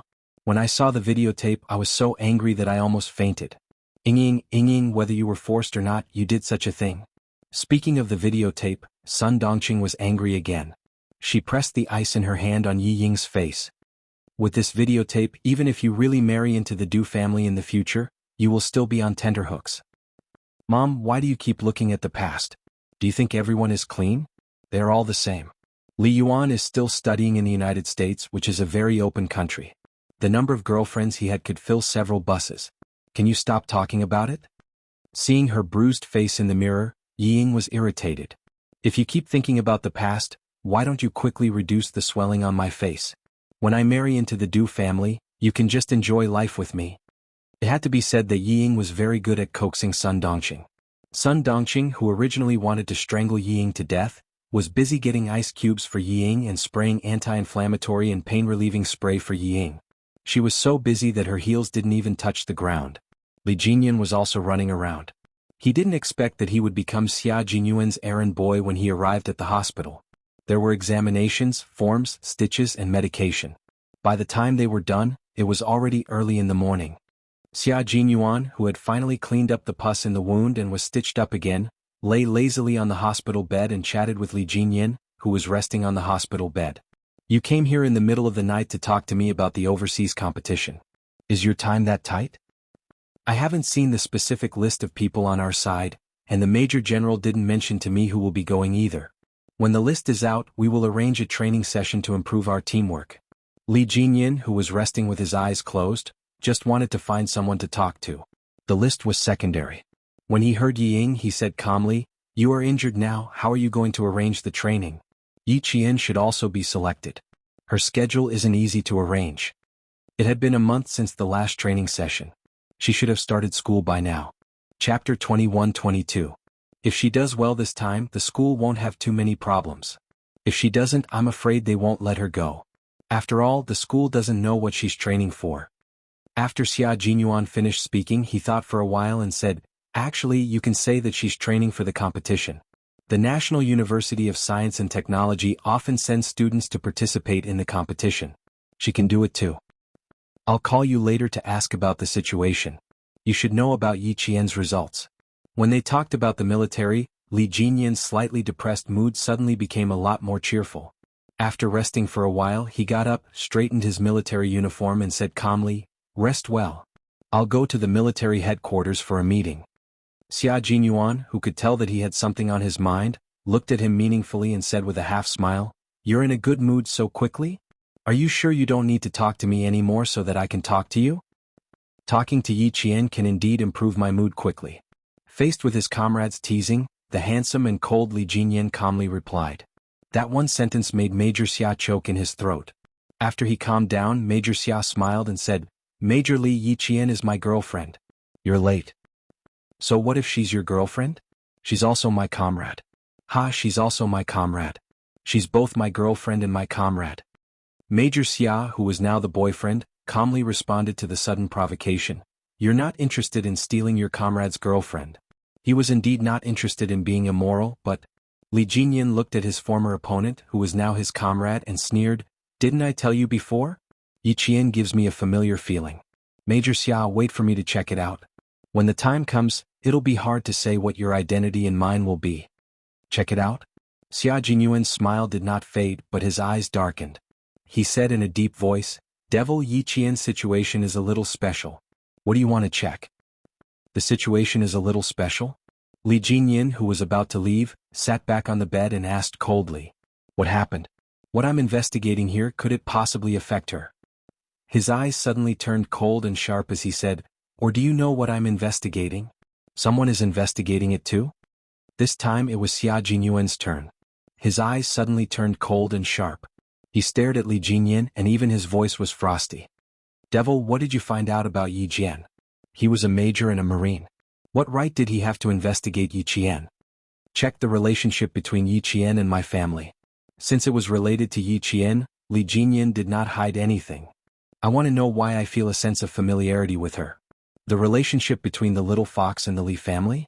Xia Jinyuan did not expect to be asked such a question. He could not help but chuckle. How could she be related to the Li family? The Li family used to be a warlord. Yi Qian's family has been farmers for 3 generations. How could they have anything to do with you? Knowing that no one was investigating the same thing as him, the sharpness in Li Jinyan's eyes gradually disappeared. That's why I want to check it out. He calmed down and said indifferently, Otherwise, I'll always wonder why I feel a sense of familiarity with Yi Qian. It was not a sense of familiarity between a man and a woman. At first glance he felt a sense of déjà vu, so much so that he misunderstood that he might like Yi Qian. When he found out about the relationship between Xia Jinyuan and Yi Qian, he did not feel sad, nor did he feel jealous. Instead he felt relieved. These 2 feelings puzzled him, so he had no choice but to investigate. Xia Jinyuan felt that it was a fantasy. How could it be possible? Chapter 21-23. Demon King, perhaps you can think of the so-called sense of familiarity as a kind of appreciation between the strong. Looking at his stubborn comrade, Xia Jinyuan felt helpless. I once conducted a detailed investigation on Yi Qian. The military has also investigated her. Devil, I can tell you with certainty that she has nothing to do with the Li family. If she does, the military will definitely find out. The military has detailed information on 3 generations of her family. You're overthinking it. Li Jinyan only replied calmly to his comrade's advice. I trust my intuition. To hell with your intuition. Xia Jinyuan cursed in his heart. Seeing that he was so insistent, he reminded him, Recently Yi Qian has been troubled by something. Since you have to investigate it, I hope you can postpone it for the time being. I don't want to complicate matters because of your investigation. Sure. Li Jinyan nodded. He would definitely be cautious when it came to Yi Qian, but he pursed his lips and asked, What's troubling Yi Qian? What happened to make you so nervous? No, it's not Yi Qian. As for the specific reason, I'm sorry, Devil, I can't tell you. I just hope you can delay your investigation.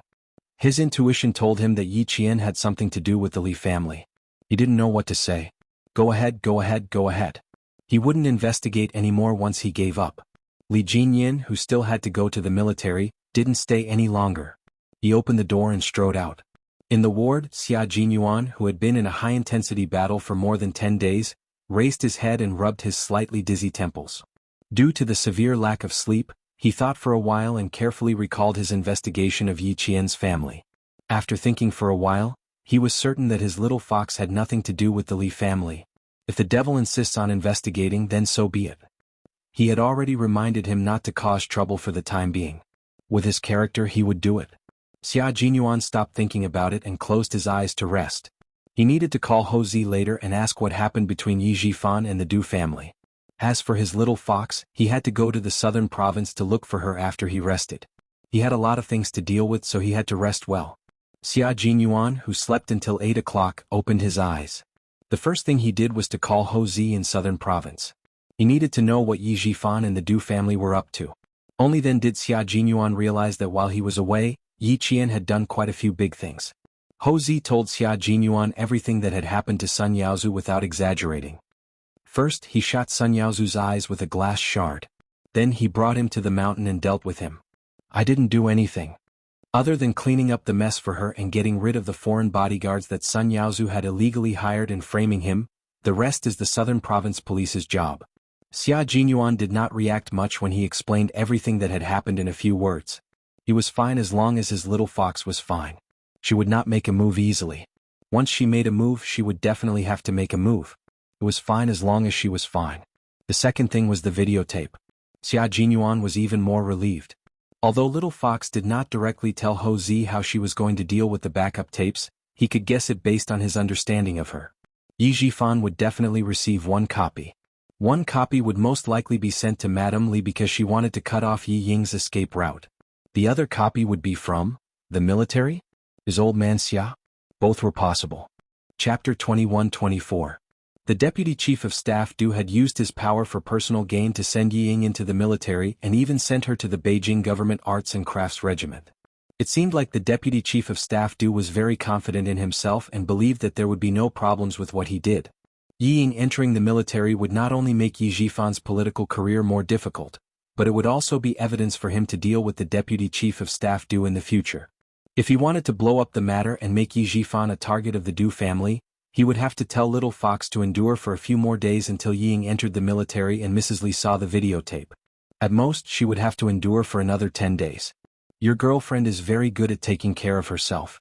Lalu, you have good taste. Take good care of her and your future will be exciting and fulfilling. You can also rely on each other and won't make a scene because of your career. Ho Zi's mentality was becoming more and more peaceful. It was probably because he had experienced so much and lost so much that he realized that life was actually just two people relying on each other and slowly living the rest of their lives. Xia Jinyuan knew what kind of person he was talking to in the past. When he heard this, he raised his eyebrows and said, "You look like a loving father. How many months is my sister pregnant?" In front of Xia Yue, Ho Zi, who had restrained his anger, sighed. "Why don't you believe that I've really changed? She's pregnant for a month. Aha, good news. I have to be a loving father. I'm already in my 40s and I have a child at an old age. If I don't learn to be a loving father, your sister will sharpen a kitchen knife in the middle of the night and warn me." Ho Zi had been in the underworld for more than 20 years and had been a mafia boss for more than 10 years. Even if he had washed his hands in a gold basin, the anger in his bones could not be washed away in such a short time.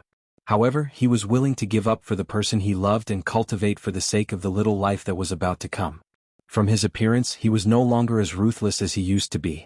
At least, when Yi Qian saw him, he almost thought that he had the indifference of sitting in the bamboo forest and looking at the clouds calmly. Xia Jinyuan, on the other hand, saw through Ho Zi and directly exposed him. When he found out that Xia Yue had been pregnant for a month, Xia Jinyuan was happy for the two of them. The two of them had an average age of 40, so it was time for them to have a child. After chatting with Xia Yue for a while, Xia Jinyuan hung up the phone with a smile on his handsome face. Good things always come in pairs. Xia Jinyuan put his phone back into his pocket with a faint smile and slowly lay back on the bed. He was in a good mood and there was a smile on his face. Sun Yaozu had already been dealt with and Ho Zi Qingwei was keeping a close eye on him, so he didn't need to pay any attention to him. Now all that was left was the videotape. Ho Zi gave him the videotape at the right time. Yi Jifan could only watch helplessly as Yi Ying ruined the opportunity that he had worked so hard to get. When the opportunity came, his little fox did not show any mercy and directly attacked. Moreover, it was a sure kill move. Want to enlist? Her character would only bring bad luck to the Deputy Chief of Staff Du.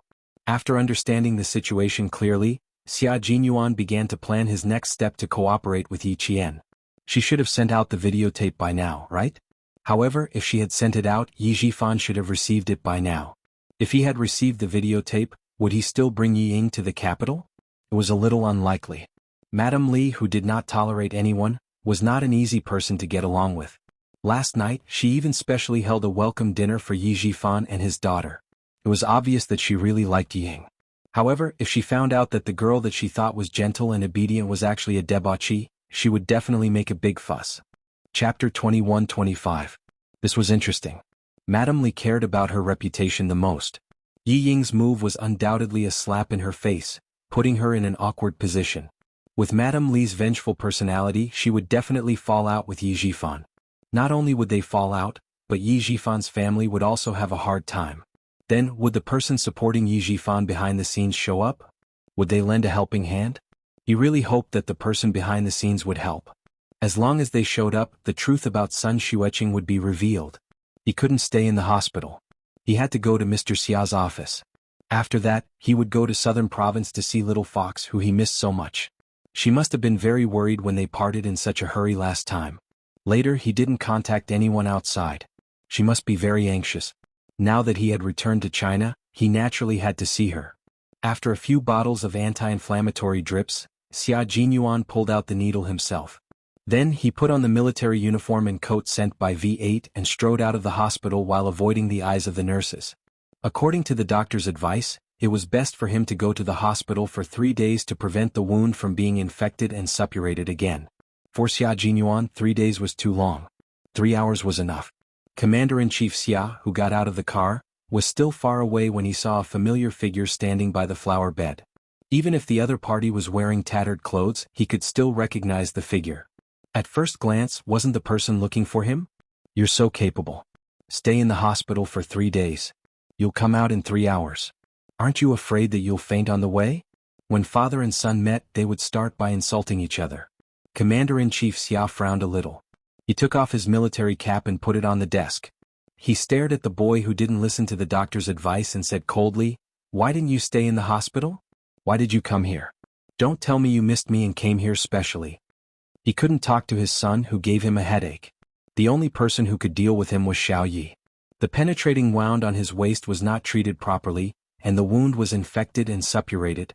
As a soldier, he could understand that there were no better conditions to treat the wound during a mission. But now that he had returned to the country, the doctor had specially instructed him not to move around as he pleased and that he had to stay in the hospital for 3 days, but he still didn't listen. In the office, the difference between a superior and a subordinate, between a general and a major, Xia Jinyuan, who was standing in front of the desk, respectfully saluted the sitting commander-in-chief. All right, let's sit down and talk. After all, he was his son. Commander-in-Chief Xia was worried when he heard that his son was injured. He waved his hand and gestured for him to sit down first, lest he reopen the wound if he stood for too long. Long story short, you have a meeting to attend at 9:30. Xia Jinyuan, who had wanted to ask a few more questions, immediately explained the purpose of his visit. I wanted to ask if you received the videotape from Yi Qian? I've received a copy of the recording. As for the videotape, wait a moment. Commander-in-Chief Xia saw that his son's expression was cold, so he took the intercom and asked the clerk, check if there are any mails from Southern Province. If there are, send them to me now. Mail and parcels that could be sent directly to Commander-in-Chief Xia were checked by specially designated personnel in order to prevent dangerous items from being carried. After waiting for about 5 minutes, the clerk came over with a package that was confirmed to be safe. It was the videotape that Yi Qian had sent to Commander-in-Chief Xia. Commander-in-Chief Xia didn't play it immediately. He directly asked, "What's in it?" Chapter 21-26. It's about the private life of a recruit before she joined the army. This recruit was diagnosed with a heart condition in junior high school, and it was recorded in her personal file. On the day of the college entrance examination, she framed Yi Qian for cheating to avenge her personal grudge.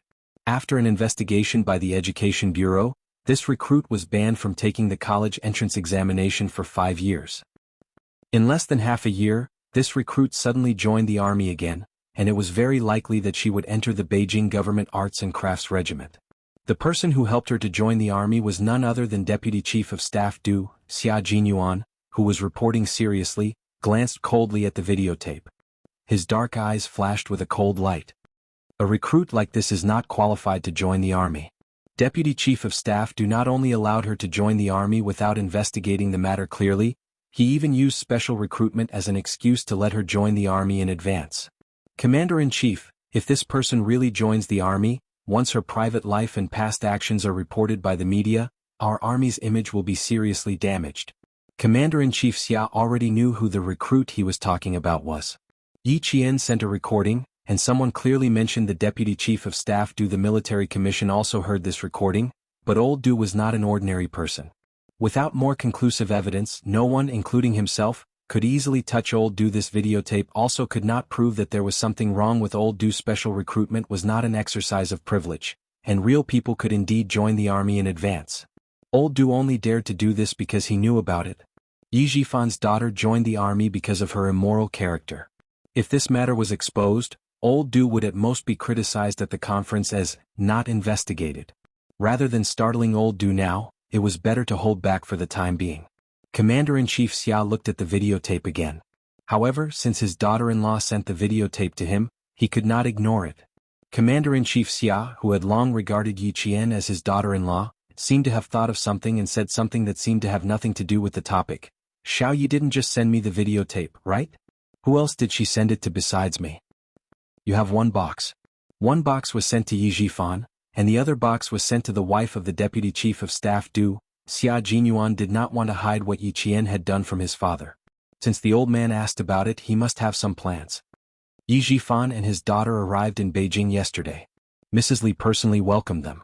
Houzi also told me that Mrs. Li likes Ying very much. Xia Jinyuan paused for a few seconds to add on. Commander-in-Chief Xia looked at him thoughtfully for a moment and said, "This recruit hasn't joined the army yet, right? Let's talk about it after we enlist." Xia Jinyuan raised his eyebrows. Since the old man said so, it meant that the father and son had the same idea. He wanted Yi Ying to enlist because he wanted to anger Mrs. Li so that she could settle the score with Yi Ying and Yi Jifan for deceiving him. Mrs. Li was famous for her ruthlessness. Every military and political family in Beijing knew about it. Old man Xia knew that the videotape and Yi Ying joining the army would not make the Deputy Chief of Staff do anything, but he still let Yi Ying join the army first. It was obvious that he had the same idea as him. He smiled and joked, "Yi Qian hasn't even married into our family, Xia, and you're already protecting her. I must tell her how much you care about her." Commander-in-Chief Xia did think so. Yi Jifan was in politics. He could not reach out his hands, so he would let Mrs. Li, who liked to reach out, do it. After losing so much face, Old Du's wife would not let the matter rest. Chapter 21-27. If I don't take good care of Xiao Yi, I'm really afraid that another guy with foresight will snatch him away from you. Commander-in-Chief Xia didn't spare any effort to attack his son. In exchange, Xia Jinyuan looked at him indifferently, so Commander-in-Chief Xia didn't mention it. Yi Qian trusted him and he trusted Yi Qian. If he said too much, the two of them would laugh at him. Well, his son was much more reliable than before, so he shouldn't worry too much. As long as Major General Yang mentioned him, he would add, "Commander-in-Chief, it's all thanks to your hard work back then that Xia Jinyuan became what he is today." In fact, he only did it twice back then, and Major General Yang happened to meet him both times. As for what Xia Jinyuan is today, to be honest, it was all because of Xia Jinyuan's own hard work, and it had nothing to do with him. Now that he had found Yi Qian as his girlfriend, he probably didn't need to do anything in the future. The two of them could solve their own problems by themselves. But now that he could help, he would naturally help. As for Old Du, you and Yi Qian are not allowed to interfere. Now we should focus on investigating Yi Qian's mother, martyr son Xueqing. Commander-in-Chief Xia felt that the most important thing was not to bring down Yi Jifan, but to investigate martyr son Xueqing. On the third day of the new year, the military commission asked Yi Qian to come to Beijing. The words military commission made Xia Jinyuan's eyes turn cold. Why did they ask her to come? One of martyr son Xueqing's comrades with the surname Kai, who is now the director of a city's public security bureau, is also investigating. He returned to his original unit to take some of the information from the investigation back then. Coincidentally, the military was also retrieving the original information, so they found this director. For the sake of caution, the military asked Yi Qian to come to the military commission to find out how much she knew about martyr son Xueqing. Yi Qian was very calm. Originally, the military commission wanted to test her, but she directly told Colonel Tan, who was talking to her, that she suspected there was a problem with martyr son Xueqing's sacrifice. She suddenly spoke so bluntly that Senior Colonel Tan, who was questioning her, almost lost his cool. Hearing this, Xia Jinyuan laughed. That's right, his little fox didn't like to beat around the bush, especially in front of the military commission, who was investigating martyr son Xueqing. The military disciplinary committee was not an ordinary place. Hiding it would be counterproductive. It was better to say it directly and let the head of the military disciplinary committee see her unreserved cooperation. When Commander-in-Chief Xia thought about what happened that day, a faint smile appeared on his serious face. But soon he put away his smile and continued to be serious when facing Xia Jinyuan. The military takes Yi Jian's matter very seriously. Now everything is on the right track. You should remind her not to act rashly so as not to ruin her future. Yi Jifan's case has been investigated by the Discipline Inspection Commission. According to the current information, there are a few minor problems, but there are no major problems for the time being. Don't worry, it's only been 10 days. We don't expect to find a big problem immediately. Give the military commission some time. The military commission and the military commission acted quickly. Little Fox didn't need to do anything. Once the videotape was sent out, they could sit back and watch the storm. Xia Jinyuan was very satisfied with the current situation. Commander-in-Chief Xia frowned when he saw the faint smile on his face. How can you still smile? Hurry up and go back to the hospital. Stay in the hospital for 3 days. Don't move around without my permission.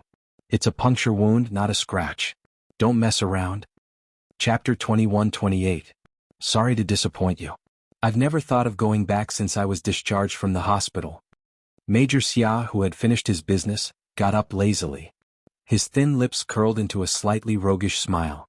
Faced with Commander-in-Chief's military might, he said calmly, I plan to go to the airport and head to the southern province now. I have to see your daughter-in-law first.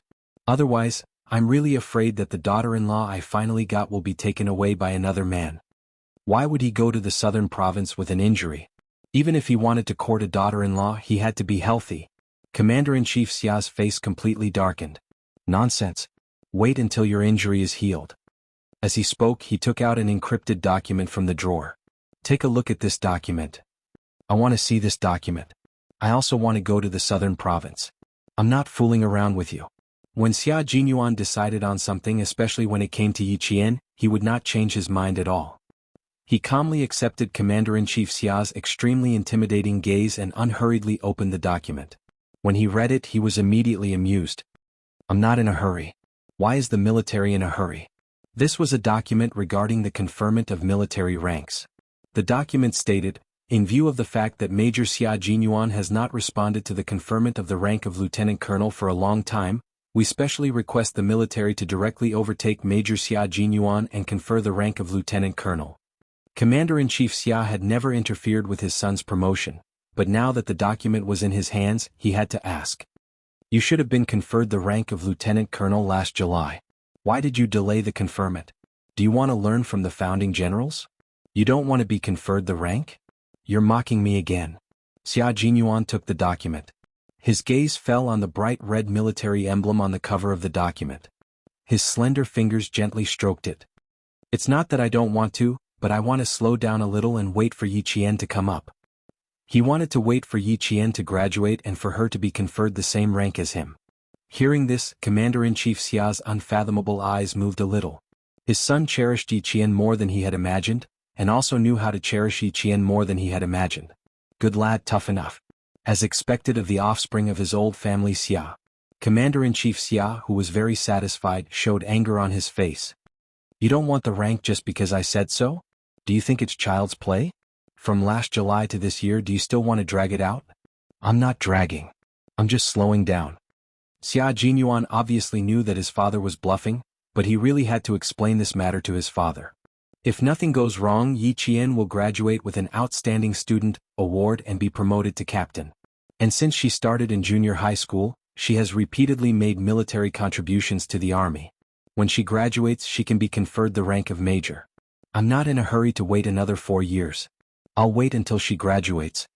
Commander-in-Chief Xia chose not to listen to his explanation. Then it's not up to you to drag it out. The military rank has already been issued, so you have to think about it even if you don't want to.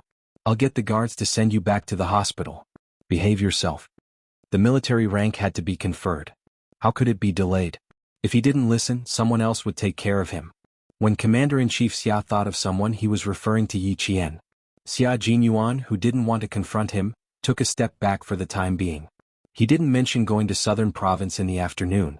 Instead, he said that he had something to discuss with Major General Yang and that he would go to the hospital after the matter was settled. Without waiting for the guards to come over, he left under Commander-in-Chief Xia's cold gaze. He really did need to look for Major General Yang of the army. He had to ask which comrades of the Snowfield Brigade had gone abroad to participate in the competition. After he walked out of the office, Commander-in-Chief Xia called Major General Yang of the army and instructed him to get the guards to escort Xia Jinyuan back to the hospital after the matter was settled. Then he called Yi Qian and asked her to come forward and persuade the troublesome bastard to stay. Chapter 21-29. Xia Jinyuan hadn't contacted Yi Qian yet, so Commander-in-Chief Xia instructed his staff to call the office of the Director of the University of Science and Technology of China and make an appointment first.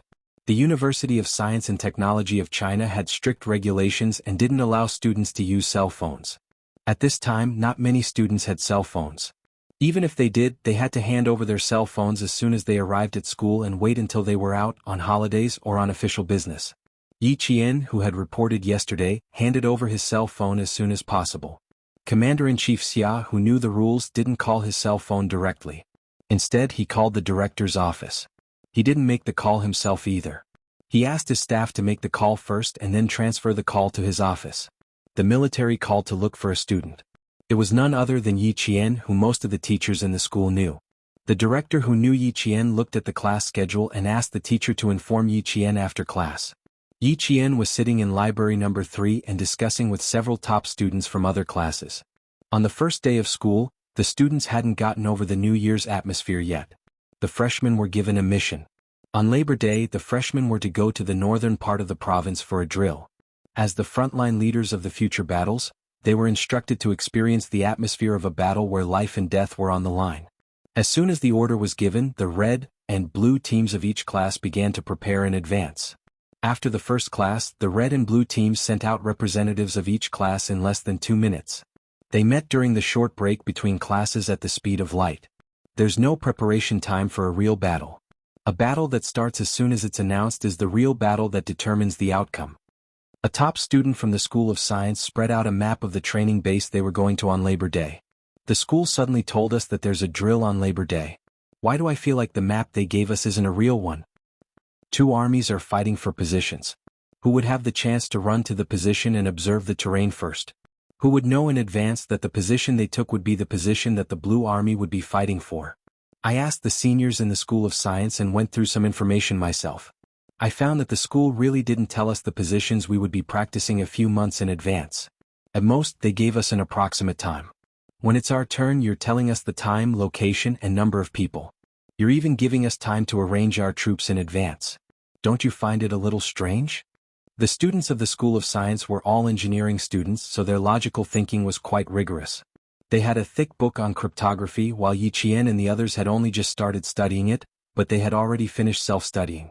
Another student said, "Having a direction is better than not having one. Let's not talk about whether it's strange or not. We can first familiarize ourselves with the northern training base and the surrounding terrain. When the time comes, we can carry out the drill anywhere. We can't always focus on the north. Our school has exercise bases in the east, west, south, and north. In my opinion, we can't just grasp the north. We have to grasp the exercise bases in the east, west, south, and north. Only in this way, no matter where the exercise is, we won't have to improvise. Sun Tzu said in The Art of War, make a plan before you act. Know when to stop and you will gain. I agree with this student's point of view. Some students agreed. Only by not fighting an unprepared war can one be invincible. This had been the case in all wars since ancient times. Yi Qian didn't speak immediately.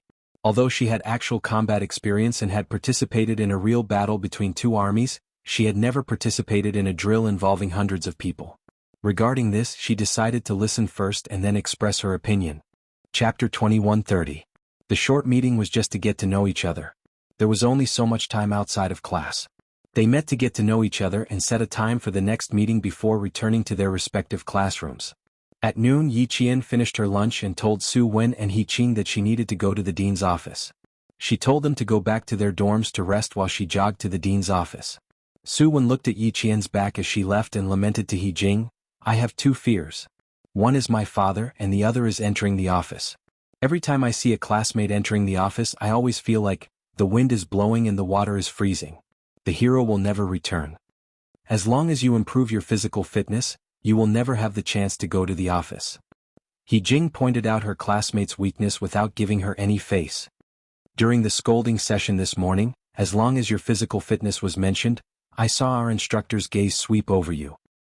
Why are you so weak? You're second from the bottom in the class. You're quite capable. You eat so much every day. If you don't gain strength, you'll only gain weight. What's the use of gaining weight? It's not like you can be slaughtered to buy meat. Su Wen was horrified. I gained weight again? No way. I just went back for the new year and I gained weight again? My father dug me out of bed at 5 in the morning to run. How can I gain weight? Facing the classmate who completely missed the point, Jing patted her shoulder and sighed with emotion. The wind is bleak and the water is cold. Once a hero leaves, he will never return. Classmate, take care. In the previous semester's physical fitness exam, Su Wen, who had been lagging behind since the start of the freshman's military training, received the lowest score in history. Her instructor and captain were shocked.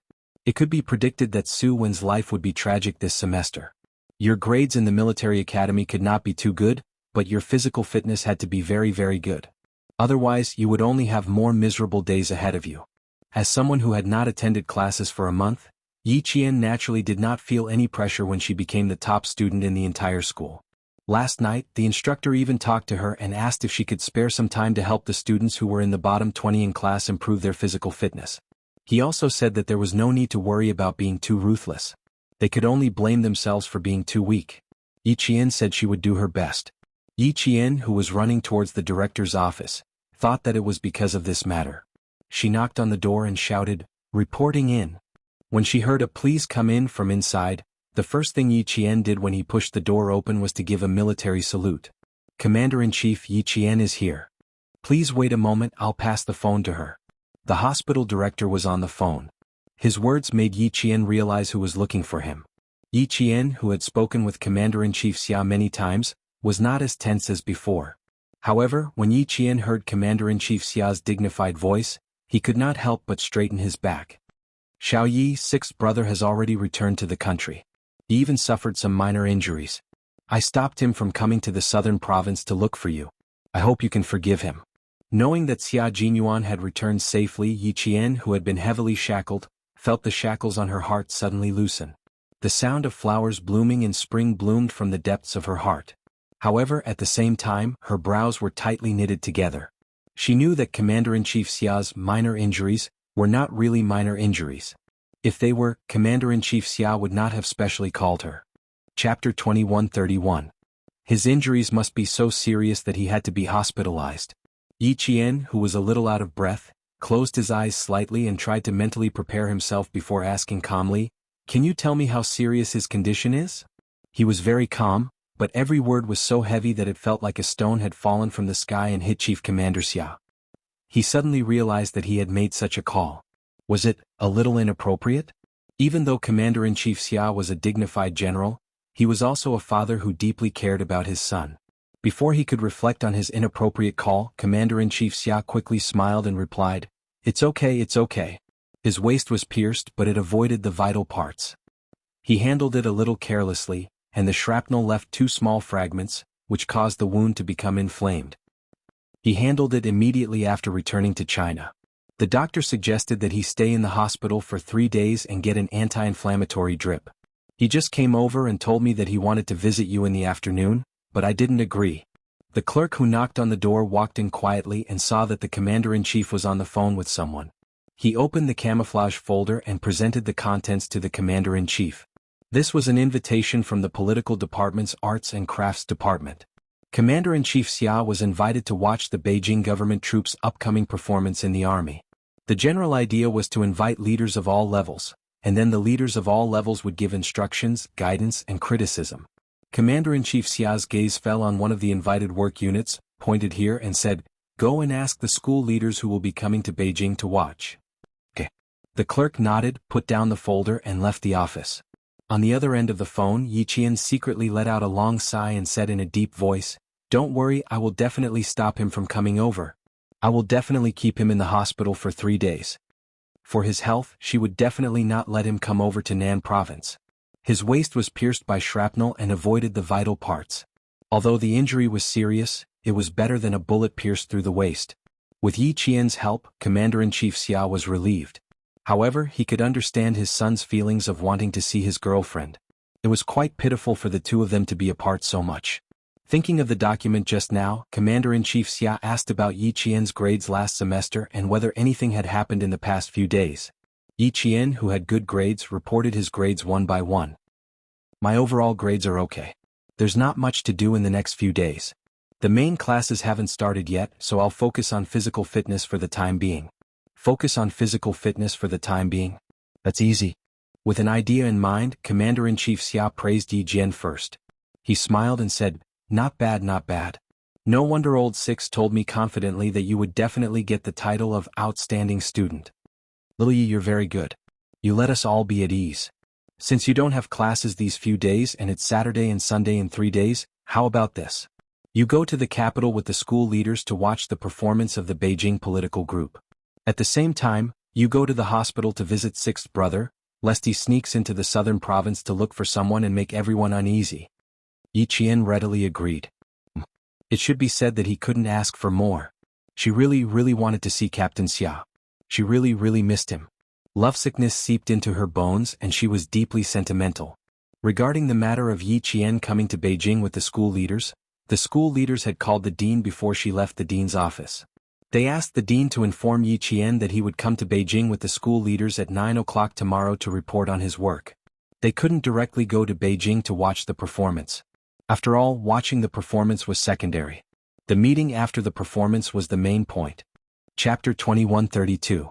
Yi Qian, who was about to leave for the capital, was oblivious to the fact that Yi Ying was talking about her. Browsing through the graduation album of the military academy, she chuckled and said, "Jia, I always thought that you graduated from the National University of Science and Technology as well. So, it turns out that you graduated from this military academy." Du Jiai, who was in the midst of putting on her eye makeup, replied with a lukewarm in response to Yi Ying's enthusiasm. She then asked, "What do you mean by also? Do you have a friend who graduated from the National University of Science and Technology?" "I don't think so. Aren't you still in school at your age?" "I don't know anyone who graduated, but I do know someone who is still in school. We aren't friends, so our relationship is just SOSO. That girl used to be in the same junior high school as me, and her results were average. However, after the college entrance examinations, she somehow managed to get into the National University of Science and Technology. It was a huge deal back then," Ying said calmly. At the same time, there was a hint of jealousy and disdain in her voice. It was difficult for two girls to like an outstanding girl, but it was easy for them to hate the same girl. It just so happened that Du Jiai was secretly looking for Yi Ying's faults. Hearing her words, a cold sneer crept onto her lips. Feigning concern, she said, "Having such an outstanding girl by your side is indeed a headache. Alright, you aren't bad yourself, so why are you being jealous of her?" "It's not that I'm jealous of her. It's just that she used to be really bad. Her results back then were really bad. She was always at the bottom of her class from primary school to junior high school. I found it hard to believe that she managed to get into the military academy all of a sudden." Yi Ying continued flipping through the album as she casually continued speaking. "Take Sis Jiai for example. Your results have always been good, so it's no surprise that you managed to get into the military academy. On the other hand, from primary school to junior high school, she had to copy my homework every single time. No one gave her any exams, so she was always at the bottom of her class. How can I not be surprised that she managed to get into the military academy during the college entrance examinations? That's indeed a little surprising. So that's what happened. Someone who was worse than me suddenly managed to get into the military academy. Naturally, I would feel a little disappointed, so Du Jiai said apologetically. Yi Ying continued as if she did not understand, "I'm her relative. We share the same surname and grew up together. I'm happy that she got into the military academy, but I'm also worried. It's fine if he really relied on himself to pass the exam, but I'm afraid that's not the case. At that time, everyone in the village was happy, but my parents were worried, afraid that they would be happy for nothing." If Du Jiai conveyed her words to the deputy chief of staff Du Hai Yi Qian, "Oh Yi Qian, what do you think will happen to you?" Du Jiai, who was not interested, suddenly opened her eyes. She turned to look at Yi Ying, who was sitting on the dressing table to her left. "She has the same surname as you? What's his name?" "Yi Qian." Yi Ying could tell that there was something amiss with her tone, so she thought that Zhang Xian had understood what she was trying to say. With a deep frown, she sighed deeply. "My cousin grew up without parents. If not for my parents raising her, she would have been living on the streets by now. She wasn't the type to study since young. My parents said that it was my uncle and auntie who blessed her that she was able to get into the military academy. They had the same surname, but one was from the military academy while the other was from the army. Am I overthinking things? Do you have a picture of her? Let me take a look. Regardless of whether I'm overthinking things or not, I'll know once I see the picture. Du Jie asked, unwilling to give up. Chapter 2133. Du Jie was far more scheming than Yi Qian, and she was better at hiding things. She didn't want others to know that she knew Yi Qian, and she also didn't want others to see her abnormality. She added lightly, if a gentle and generous girl like you doesn't like Yi Qian, I'm sure that Yi Qian isn't very likable. Ying hoped that Du Jie would stand on her side. Hearing this, she smiled and said, I don't hate her, but I don't like her either. After all, she and I are still family. I also hope that she doesn't do anything wrong and doesn't always think of taking shortcuts. Hearing this, Du Jie almost couldn't help but laugh out loud. What right did she have to criticize others? Wasn't she the same? The two sisters were the same. If the Yi Qian she was talking about was the same person as the Yi Qian she knew, then it really was. Du Jie's eyes darkened as she played with the eyebrow pencil. If it really was the same person, she had to admit that Yi Qian was undoubtedly much better than Yi Ying. However, they had one thing in common, and that was that she didn't like either of them. She was from a small family, yet she wanted to marry into a big family. She was dreaming. As for the other one, she always tried to be brave, but all the male soldiers fell for her tricks. Did she think that she was a flower in the army and wanted to stand out and make all the female soldiers feel inferior? Du Jie's mind flashed with the image of a face that was as beautiful as the moon, even if she was dirty. Her eyes flashed with a ruthless look, and her mood instantly sank. She threw the eyebrow pencil in her hand onto the dressing table. I'm sorry, Miss Du. The makeup artist thought that she had applied too much eye makeup and made Du Jie uncomfortable. She was so frightened that she quickly apologized. Du Jie had a habit of venting her anger on others, but she never did it in front of others. Instead, she liked to play dirty tricks behind people's backs. This matter had nothing to do with the makeup artist, so she didn't need to vent her anger on a mere makeup artist. She raised her hand, indicating that it had nothing to do with her. However, Ying misunderstood. She thought that Du Jie was standing up for her and said softly, Jie, don't be angry. I don't care anymore. I don't have the photos. If you want to see them, I'll see if I can get the photos taken during graduation. Who would look at the graduation photo? It was filled with heads, how could they see it clearly? Can you show me a solo photo? Du Jie glanced at Yi Ying, who was putting on an act in front of her, and the disgust in her heart grew stronger. She really didn't understand what her mother liked about her. Pretentious and pretentious. Although her looks were acceptable, this kind of appearance was completely unrecognizable. Seeing the flash of joy in Yi Ying's eyes, Du Jie immediately understood why Yi Ying had mentioned Yi Qian to her. Earlier, she had mentioned that Yi Qian's grades were not good, but he had suddenly gotten into the military academy. Wasn't this hinting that Yi Qian had relied on cheating to get into the college entrance exams? Now she understood. So this was her true intention. Since you said that her grades might be fake, then we have to check it out. The military academy is meant to groom future military officers. How can there be fish eyes as pearls? Give me the solo photo as soon as possible. I'll ask my father to find out what's going on. Yi Ying was so agitated that she secretly pinched her thigh to suppress her excitement. However, she pinched herself too hard. Her expression of pain and excitement intertwined, causing her sweet features to twist. She panicked and said, there's no need to check. She's doing very well now. I heard that if she didn't pass the military academy's new training program, she would be rejected. Since she didn't, it means that she's still capable. Chapter 2134. The door of the dressing room was pushed open and Madame Li, who was dressed in a dignified and noble manner, walked in. Yi Ying, who was talking, turned her head when she heard the noise. She hurriedly adjusted her expression and stood up. She stood up gracefully and greeted Madame Li. Madam? Madame Li took in all her expressions.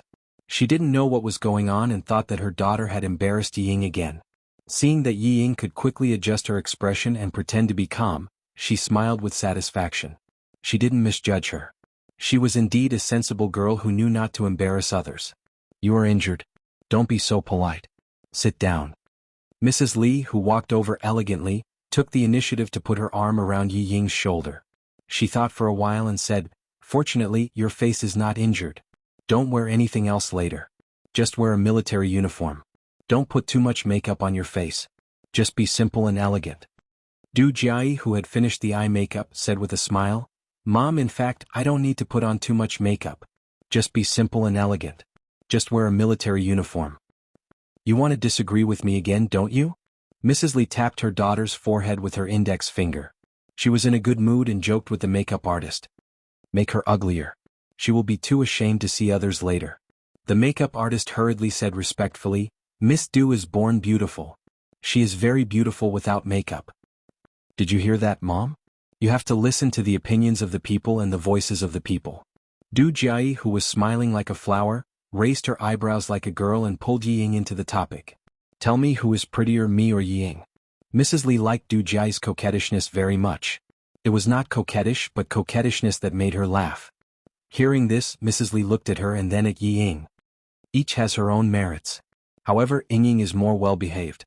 Look at her. She's well-behaved. Du Jiai smiled and looked at Ying, who had lowered her head and blushed. She laughed even more clearly. Don't talk about it. She is blushing. She didn't know whether she was blushing because of anger or because she was really embarrassed. Du Jiai retracted her gaze coldly and began to discuss with Madame Li which necklace would suit the gown better. More than a dozen necklace boxes were opened and placed neatly on the dressing table. Every necklace was expensive, and one of them was the pink diamond necklace. Yeah. Beautiful, resplendent, envious. How about a pink one? It looks good in pink and matches your white lace gown perfectly.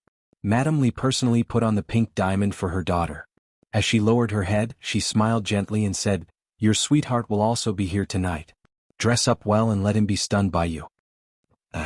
You said Qin Xiu would come? Look at you. You are already stunned before he comes. Mrs. Li tidied her daughter's hair and instructed the makeup artist elegantly, It doesn't have to be too thick. Just plain and light will do. She doesn't have to be too mature. She is still young. Yes, madam. The makeup artist answered in fear, for fear that she would make Mrs. Li angry. Mrs. Li nodded with satisfaction and turned to Ying. Ying, go and change into the military uniform. I will take you out for a walk. There are guests at home. Li Yuan is entertaining the male guests. Help me talk to the female guests. They are all girls in their 20s. I can't keep up with their topics. Chapter 2135. Not only were they all girls in their 20s, but they were also Mrs. Li's daughter-in-law. Ying, who was wearing a military uniform, was led into a circle by Madame Li. She was not bad-looking and she had learned piano and dance. She had an intellectual and gentle temperament. Moreover, she was led by Madame Li. Although the people in the circle did not know her identity, they were all polite to her because of Madame Li. Mrs. Li did not take Ying with her all the time. After introducing her to the daughters of several friends in the circle, she went to do her own thing. Although Du Jiai's birthday party was held by her own family and only friends of both parties were invited, those who came were either rich or noble. They came with their children. In the evening, the hall of the villa under Li Yuan's name was very lively. It's good to be young. Look at them, they're all having fun. TSK TSK TSK. If it were us, we wouldn't be able to get out of bed the next day. They are in a good era and have a place to play. In our era, who dared to play? They could be criticized. That's right. At that time there was no fun or food. Mrs. Li was better. She was born with a silver spoon in her mouth and was a real daughter of a famous family. Come on, Mrs. Li, this toast is for you. A lady who was good at talking and usually played mahjong with Mrs. Li held a crystal goblet filled with red wine and took the lead to toast. With her as the beginning, the other ladies followed. When Du Jiai appeared, all the people in the room applauded. Then Ying listened to the applause and looked at the crowd. When her legs touched the thick and white cloud carpet, she felt as if she were stepping on clouds. Every step she took was so weak that she could not find the feeling of being on the ground. The crystal lamp was so bright that it shone on Du Jiai's crystal crown. Ying's eyes fell on the crown and her vision was a little blurred. Such a princess-like life, like the moon surrounded by stars, was the life she wanted. It was so beautiful that she wished she could have it now. Don't worry, don't worry. She has already walked out. As long as she coaxed Madame Li, this kind of life would definitely become her life. The young lady behind Jiai is surnamed Yi, and her first name is Ying. After studying in France, she was specially recruited into the Beijing political group. Although she's young, she's very obedient and well-behaved. I really like her personality. Observing secretly in the afternoon, Madame Li found that Ying was very good at dealing with people and things. When she met two people who deliberately made things difficult for her, she calmly retorted with her own ability and helped everyone to save face. After observing for the whole afternoon, Madame Li felt more satisfied. Only then did she formally introduce Ying to her friends. With her special introduction, Ying's name gradually spread. Before the banquet ended, everyone knew that Madame Li liked a girl from the southern province named Ying. Du Jiai was very happy at first, but gradually as time passed, the haze in her eyes became heavier and heavier. Fortunately, she knew how to hide it, so no one could see the unhappiness in her heart. The person she had been longing for did not come, and she had even made preparations early. Yi Ying, who had a few new numbers added to her phone, was very happy. She did not steal Du Jiai's limelight and stayed by Madame Li's side obediently. Whenever Madame Li asked her a question, she answered generously and gently, which made Madame Li smile. Yi Ying, who was not by Yi Qian's side, was really good. At this moment, Madame Li did not know that she had lost face because of Yi Ying. Chapter 2136. Mrs. Li, who was more and more satisfied with Yi Ying, spent the entire night either with Du Jiai or with Yi Ying to chat with her friends, Deputy Chief of Staff Du's friends. At the end of the banquet, Mrs. Li even asked Yi Ying to send off the female soldiers from the capital government regiment. They were friends with Du Jiai, and because of Mrs. Li's introduction, they didn't dislike Yi Ying and didn't have much interest in interacting with her. Even so, Yi Ying was very happy. Yi Jifan was so angry that he was sent to the hospital. He drank a little too much last night, and in the middle of the night he was furious because of the videotape. When he woke up and knocked on the door, he found out that his wife and daughter had sneaked out behind his back. Shocked and angry, he searched outside in thin clothes. At noon he had a stuffy nose, fever and cough. "Why are you angry with Ying? As long as she can make it up to you, everything will be fine." Sun Dongqing, who received the call from the hospital, was so scared that she rushed over. She complained about her husband's unreasonable behavior. "I hit and scolded her last night. Ying knows that she was wrong. She is our only daughter. Did you really beat her to death?" "I was very angry. At that time I wanted to beat her to death as well. It was better than continuing to embarrass myself. But now we have Mrs. Li and the Du family. As long as Mrs. Li likes her, what is there to be afraid of?" As she spoke, Sun Dongqing gritted her teeth and said fiercely, "We must find that damned bastard who harmed our family. If we don't teach him a lesson, he will think that we are easy to bully." Ying said that it was Yi Qian, that wretched girl. "I thought about it and couldn't think of anyone else other than her. She must be jealous that Ying joined the army, so she came up with such a vicious method to harm Ying." After being brainwashed by Yi Ying, Sun Dongqing believed that all this was caused by Yi Qian. At this time Yi Jifan was already disheartened. He didn't want to see this stupid woman in front of him, nor did he want to see Yi Ying, who wanted to climb up the social ladder but couldn't achieve anything. "Yes, you and your daughter are smart. You are the smartest in the world. Everyone else is a fool. Well, now that your daughter has gone to the Du family to show off and make Madame Li happy, Sun Dongqing, hurry up and be happy, otherwise I'm afraid you won't have time to be happy." The sarcastic Yi Jifan closed his eyes and pointed at the door. "You can get lost now. Don't let me see you again." Scram. "Dad." Yi Ying, who had been listening outside for a long time, pushed the door open and came in angrily. "How can you say such terrible things? If Mom leaves, who will take care of you?" "Tomorrow morning, Li Yuan will accompany me to report. After reporting in the morning, I will go with the Beijing political group to perform for the military leaders at all levels in the afternoon. You always say that I will embarrass you, but when have I ever embarrassed you? Today Madame Li introduced me to many madams of influential families, not just the wives of high-ranking generals in the army. I also made many new friends, including a few from the political group in the capital. Did I embarrass you? I'm giving you face." "Long face?" Yi Jifan, who always had a strong sense of crisis, felt a wave of despair in his heart when he heard this. It was over. Everything was really over now. As long as the videotape was sent to Madame Li, his career would be over. Scram. For the sake of his career, Yi Jifan, who had worked hard for nearly 20 years, let out a desperate and violent roar. He got up too forcefully and pulled out the 4-drip. As he waved his hand, blood and 4 drips splashed on Yi Ying's face, causing her to scream in horror. Chapter 2137. Sun Dongqing knew that her husband was really angry. Looking at his ferocious face, she was terrified. Usually old Yi would just endure his anger. He cared about his image and would never do anything that would be unbecoming of an official. He had never been angry with his wife and daughter in public. Now he was roaring and ignoring his health. Sun Dongqing couldn't help but mutter in her heart. Nothing would happen, right? Old Yi would never do anything that would harm the family. No matter how she quarreled with him, he would never say anything bad. Sun Dongqing, who was suddenly scared, comforted her husband for the first time. Okay, old Yi, calm down. Don't be angry with a child.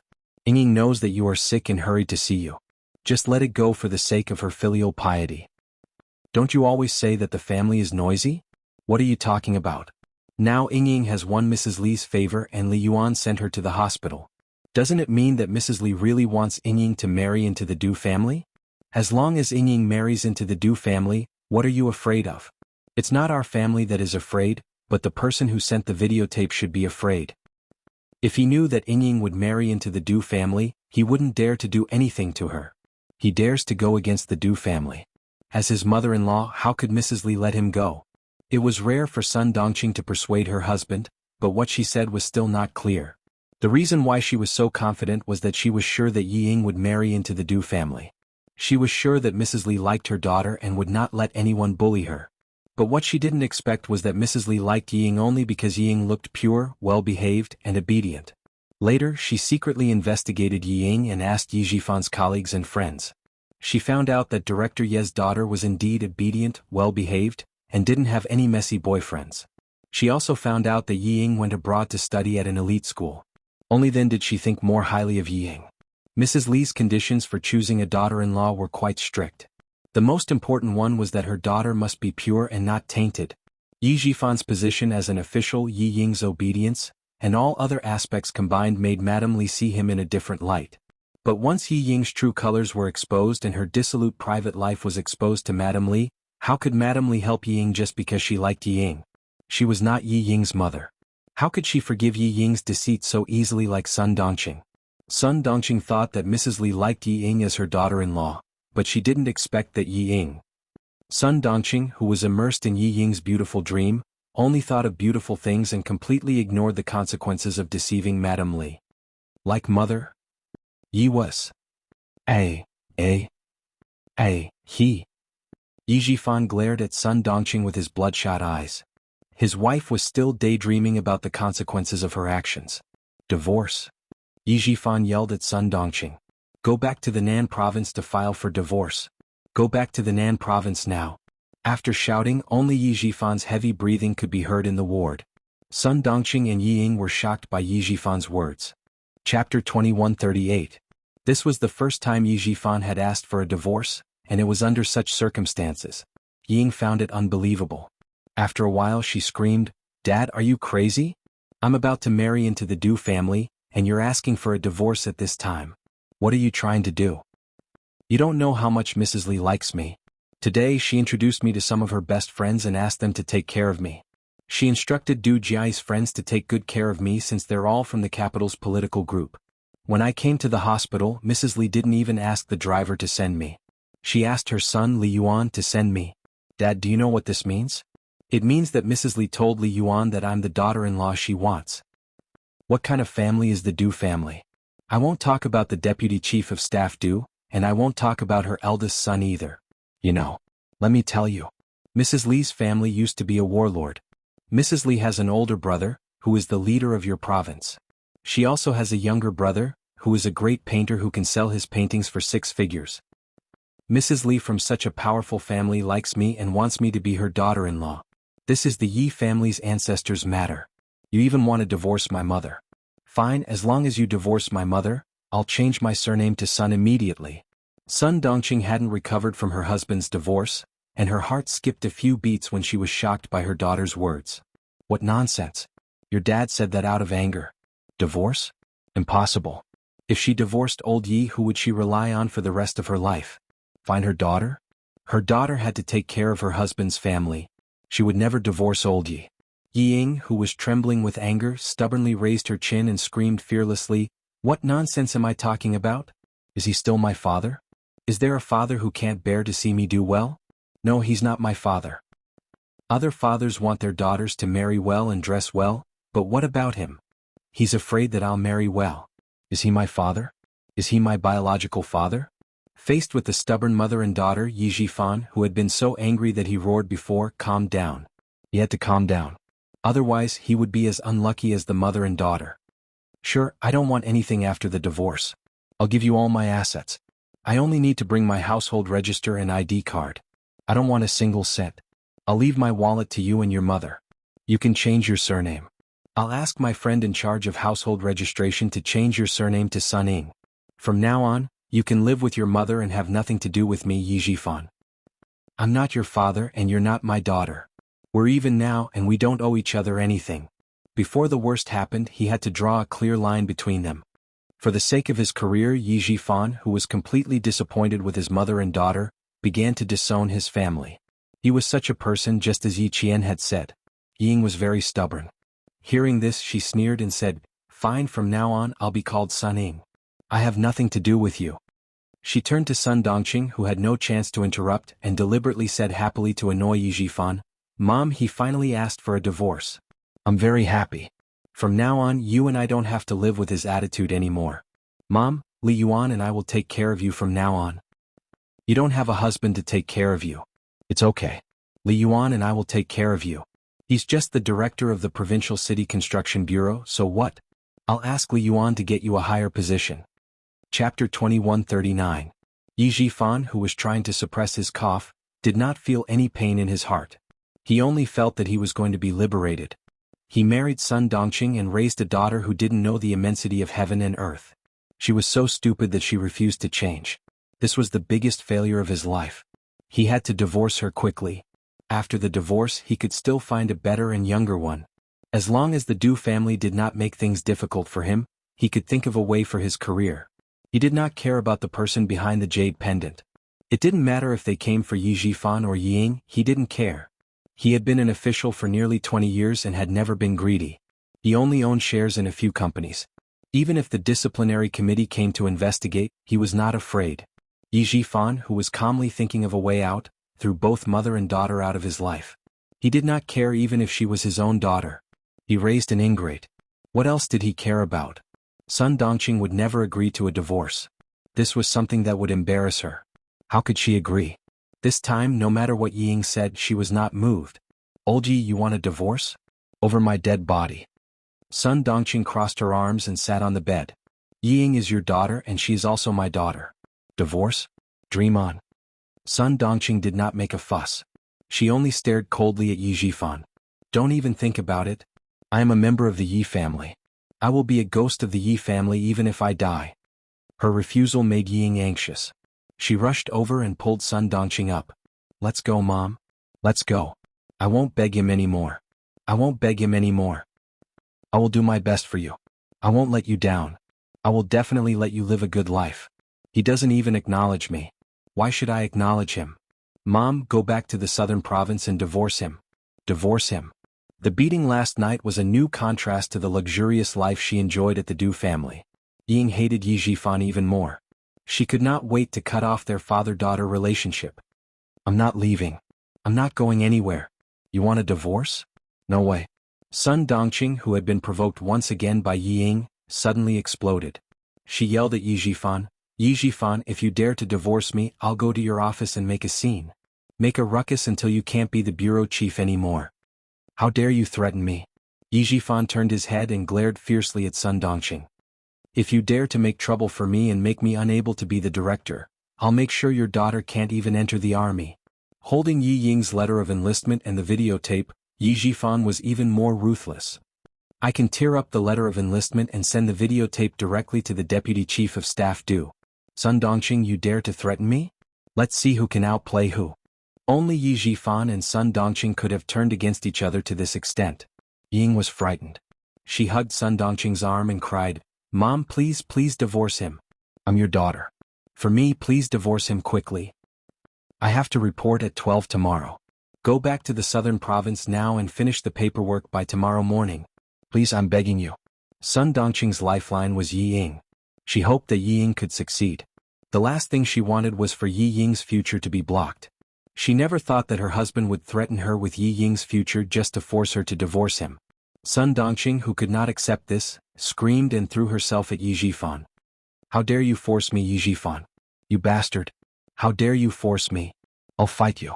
I'll fight you." Chapter 2140. Yi Ying, who was caught off guard, was pushed to the ground. Seeing the chaos, she didn't try to stop them. Instead, she stared at the videotape in Yi Jifan's hand and her notice of enlistment. She wanted to grab it. Although Yi Jifan was sick, he was not so sick that Sun Dongqing could pounce on him. His face turned pale and he shouted angrily, "Did I force you? Did I fucking force you? It's you and your daughter who want to kill me.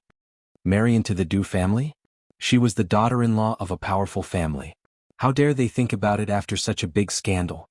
Did they think that Mrs. Li was blind? Did they think that she was easy to talk to and would forgive Ying easily? Yi Jifan didn't say this sentence again. It was useless to say it. She might not divorce him. At night all the wards were quiet. The noise of the family of three had already attracted complaints from patients in other wards. Just as Yi Ying was about to snatch the letter of enlistment back, the nurse pushed the door open and entered with several security guards. What are you doing? Do you think the hospital is a market? If you want to quarrel, do it outside. The security guards rushed in and quickly separated Yi Ying and Sun Dongqing. Yi Jifan covered the back of his hand, coughed and gasped. My ex-wife brought her daughter here to make a scene. Please help me ask them to leave. Also, my heart is beating fast and my head hurts. My blood pressure may be unstable. Please check it for me. Thank you. Ex-wife.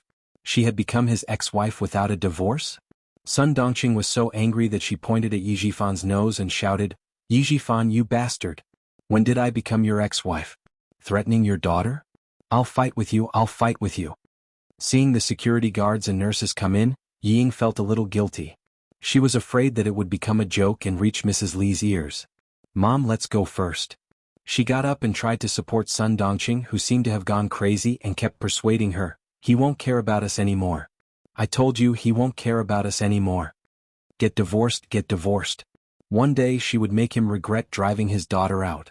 Yi Ying's eyes darkened as she gritted her teeth. She didn't believe that she couldn't accomplish anything without him. With Madame Li's appreciation, as long as she could marry into the Du family, she would make everyone who looked down on her regret. Sun Dongqing did not want to leave, no matter how much Yi Ying persuaded her. Seeing that there were so many security guards, she acted like a shrew and rolled on the ground. What a heartless man. I've been with him for so long and in the end he still wants a divorce. The more she acted like this, the more Yi Jifan hated her. He tried his best to get Yi Ying into the army, tried his best to let the family live a good life, but what happened in the end? No matter how hard he tried, he couldn't stop the mother and daughter's stupidity. They were biting off more than they could chew. If he didn't want to be dragged down, the only way out was to divorce. Yi Jifan, who was sitting on the bed, didn't say anything else. He just pressed on his chest and took deep breaths. He looked like he was having a heart attack. When the nurse saw this, she immediately asked the security guards to take them out. The patient was the most important. It was useless for Sun Dongqing to make a big fuss. The more she disturbed the silence of the ward, the angrier he would be. Yi Ying didn't want to be taken away by the security guards. She glared at Yi Jifan angrily. Seeing his back to her, Yi Ying was so angry that her masseter was trembling. She scolded the security guards, I'll go by myself. Get out of my way. When Sun Dongqing saw the security guards coming to drag her away, she screamed, Hit me. Hit me. The security guards are hitting me. I want to call the police. I want to call the police. The security guards responded quickly, Okay, it's good that you call the police. Go to the police station and spend the night there. Ask someone to bail you out tomorrow. Chapter 2141. Yi Ying heard that she had called the police and needed someone to bail her out. How could she go to the police station with her current status? Her face turned pale as she growled at Sun Dongqing, Mom, are you trying to help me or hurt me? If we go to the police station, who's going to bail us out? Shut up. Sun Dongqing didn't want to go to the police station. She was so angry that she had no choice but to turn her head and stare at Yi Jifan viciously. Yi Jifan, don't even think about getting a divorce. I'll exhaust you to death even if I have to. Yi Jifan didn't answer. He only raised the enlistment notice and videotape in his hand. Sun Dongqing left with Yi Ying angrily. In the ward, the nurse pressed the bell to ask the doctor on duty to check on the patient. Sun Dongqing walked out of the ward and said viciously, It's best if you die of illness. The security guard who was escorting her away couldn't help but frown. Whoever got involved with such a vicious bitch would be unlucky. The mother and daughter who were invited out of the hospital did not leave immediately. Sun Dongqing wanted to leave, but Yi Ying held her back. Mom, I must get my enlistment notice back. It's related to my military service. The report can't go without it. The videotape is not a big problem. Dad doesn't dare to really bring it to Mrs. Li. The most important thing now is to get the enlistment notice back. We must get our hands on it. Let's get a divorce, Mom. Dad is already like this. What's the point of dragging it out? Didn't he just say that as long as you agree he can give up everything? Mom, please think about divorcing him for me. Sun Dongqing was determined not to accept the divorce. Ying, I can promise you anything else but not this. If you get a divorce, where will I put my face? There has never been a divorced couple in Shuku village. Do you want me to go back to the village and drown in the saliva of those gossipy women? Why do you want to go back to the village after the divorce? What's so good about that lousy village? You can live in the provincial capital in Anyang. After the divorce, the house will all be yours. Also, as long as I marry into the Du family, you don't have to worry about anything.